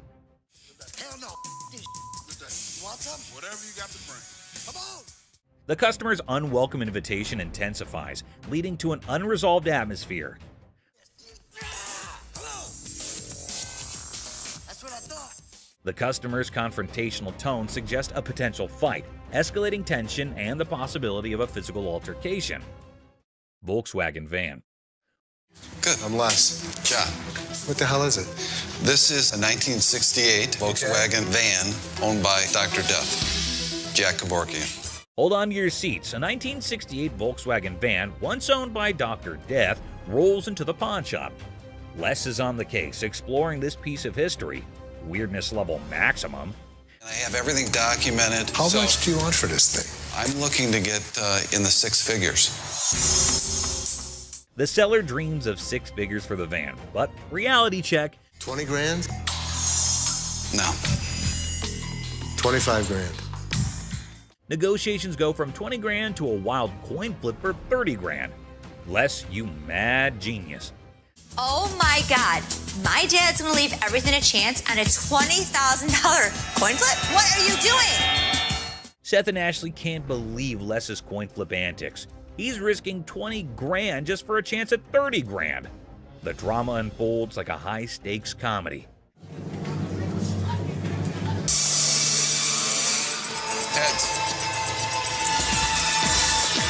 Heads. Les, you wild card. The coin flip drama continues, with drum roll and laughter. Heads. Nails it. Thank you. Thank you very much. Yeah. Perfect. Good deal. The van deal is sealed at 20 grand, leaving everyone amused and baffled. What a ride! No question. I proved to my kids I still got it. Les, the coin flipping legend, celebrates his 20 grand win. Laughter echoes as the deal concludes. The van's bizarre journey adds a hilarious chapter to pawn shop history. Ring drama. So what can I help you with today? I got this ring right here. I wanted to get it appraised, see how much it might be worth. Hey, listen up, people. Commodity Wild just happened at the original pawn shop. Imagine this dude who looks like he just rocked out at a concert stepping in, holding a ring that has probably seen more action than a library book. The crazy twist? He's not there to show it like a rock star. He's trying to sell the thing. I also wanted to know how much you guys would give me for it. Like as a pawn, and then I pay it back. Okay, when I give you an appraisal, that's not how much I'm gonna give you in pawn. So he's all proud, telling the pawnbroker how this ring is worth a ton of money, when, out of nowhere, a lady burst in like a storm. What the are you doing? She's on a mission to figure out why her precious ring is about to be someone else's fancy jewelry. Cue the dramatic music, folks. Why'd you take my ring? Well, I wanted to see how much it was worth. Bull. Now, our rock star wannabe is caught red-handed, dealing with an angry lady dead set on getting her shiny thing back. It's like a soap piece crashing into a rock concert, and the pawn shop is the main stage. I just wanted to know how much it was worth, that's all. You're a liar. Why'd you take my ring? I'm sorry. What? Things get intense as the lady slaps the crazy guy not once, but twice. And suddenly, the whole place goes silent. You could hear a leg drop, or in this case, a ring hitting the counter. The other people in the pawn shop are stunned, wondering if they accidentally walked into a live reality TV show. You're a idiot. Can I just have my ring? Well, Yeah, he's it's the one that hers. gave it to me. That's hers. Just give me my ring. Our lady does not waste any time. She grabs the ring back, making it clear her bling is off limits. Ring out. The embarrassed and confused rock star lookalike gets pushed out of the pawn shop by the triumphant lady. There you have it, folks, a ridiculous blend, up and a super dramatic autumn at the pawn shop. Turns out the real treasures are not just the bones for trade. Who would have allowed pawn shops could be this amusing? Stay tuned for the coming occasion of pawned out drama. Clown Prince. In a small pawn shop on the corner of Chuckles Street and Guffaw Avenue, things got really funny one day. A guy walked in with so much makeup on his face that he looked like he just stepped out of a play.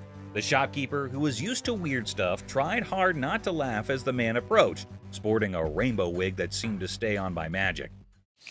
I need to sell this earring because my little red Corvette broke down. Oh, no kidding. Absolutely. Wow.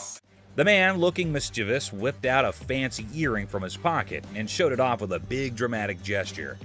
The shopkeeper, holding back a laugh, checked out the earring like it was some royal treasure.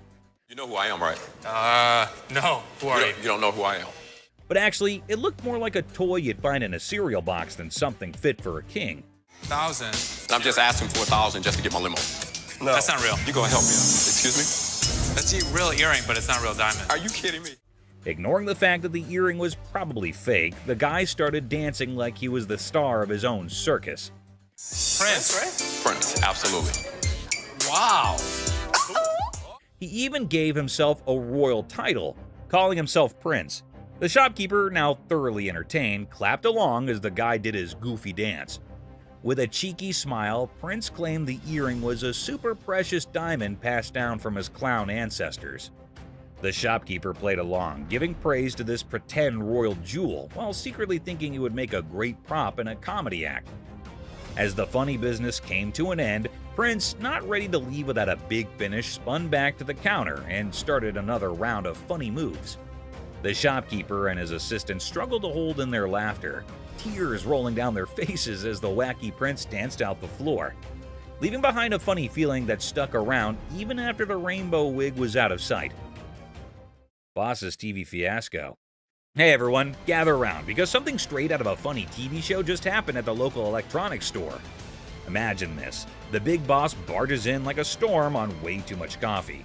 Didn't I tell you guys to restock the TV shelf? Didn't you see I was just with a crazy customer? Yelling about wanting to grab some TVs. I mean, who does not suddenly crave a TV spree, right? Now, the poor workers are stuck between a rock and a high-tech place and cannot take the boss seriously. I mean, who could? It's like the boss watched too many action movies and thought today was the day to be an action hero with innocent flat screens. I gave you a job to do and you didn't do it? Dad, you told us we were like little kids. How does a baby know how to, do inventory? But stay, there's a twist. The main character, the boss, realizes things are serious and decides he needs backup. So, what does he do? Grabs his assistant like they're partners in a buddy cop movie. Hey, you know what? The hell with it. I'm gonna do it myself. Bobby J, do me a favor. We need to go pull some TVs. To help with this crazy TV mission. Because obviously snagging TVs is a job for a dynamic brace. Ash, Seth, right now. Right now. What? Right now. Let's just went down. What? Let's went down. But wait, there's more sitcom gold. Out of nowhere, another assistant rushes over to the boss's kids looking really upset. Why? Just went down. What? Let's went down. Dad, you all right? Well, turns out the master is now on the floor. Yep, the guy who was on a TV conquest is now chilling on the cold floor of the electronics aisle. Well, we have an emergency here. What happened? Did he say something hurt? No, he didn't say anything. We're pulling TVs. They call emergency services because apparently this is not just a shopping spree. It's a full-blown crisis.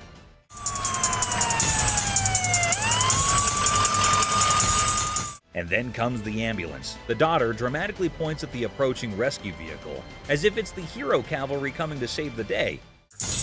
My dad's always been the strongest person I know, and right now he's completely helpless. I can nearly hear the wacky sitcom music playing in the background. It's so crazy, snaggletooth, and, well, just another day in the unpredictable sitcom that's real life. Stay tuned for the coming episode. People more adventurous with the boss and his search for TVs are coming your way. Crazy Store Comedy. What's up, Grandpa? Where's your costume at? There. Corey, that's not a costume. In a super silly store, there's this hilarious pair that could out-funny any comedy show. Watch this, an old grandpa wearing a hat that is seen way too many times, with a black band covering one eye. Right beside him is his son, with a hairband that seems to have its own crazy magnetic pull. A mix of colors that should not make sense on air.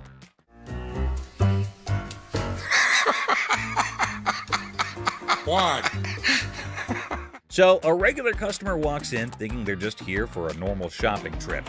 Little did they know, a comedy explosion was about to happen. The first person they notice is the son, and they burst into laughter. "What on earth are you trying to be?" they ask, still giggling from the unexpected fun. What are you supposed to be?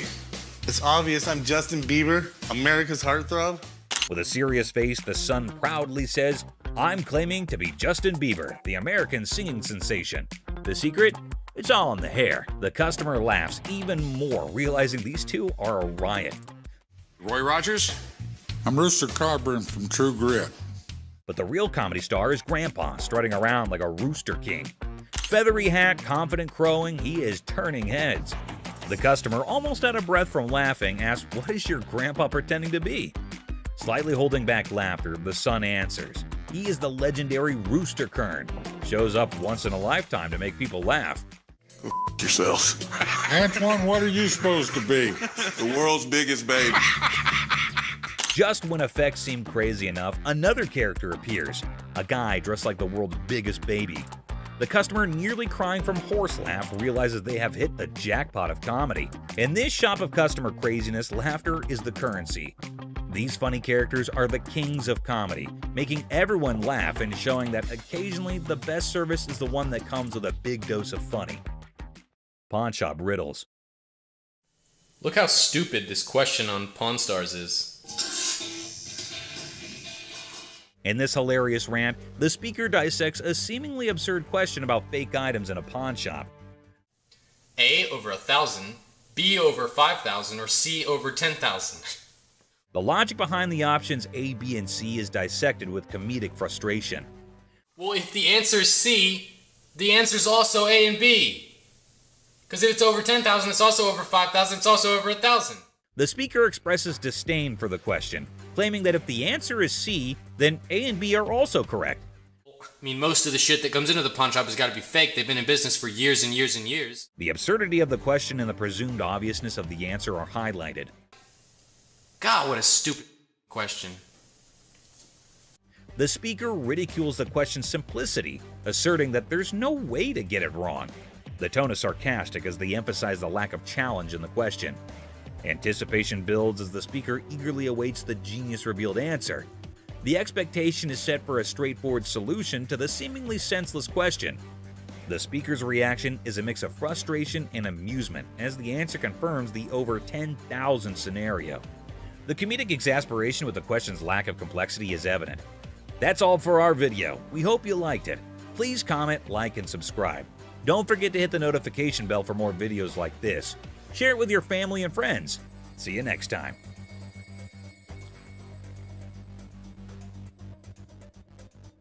I mean, most of the shit that comes into the pawn shop has got to be fake. They've been in business for years and years and years. God, what a stupid question.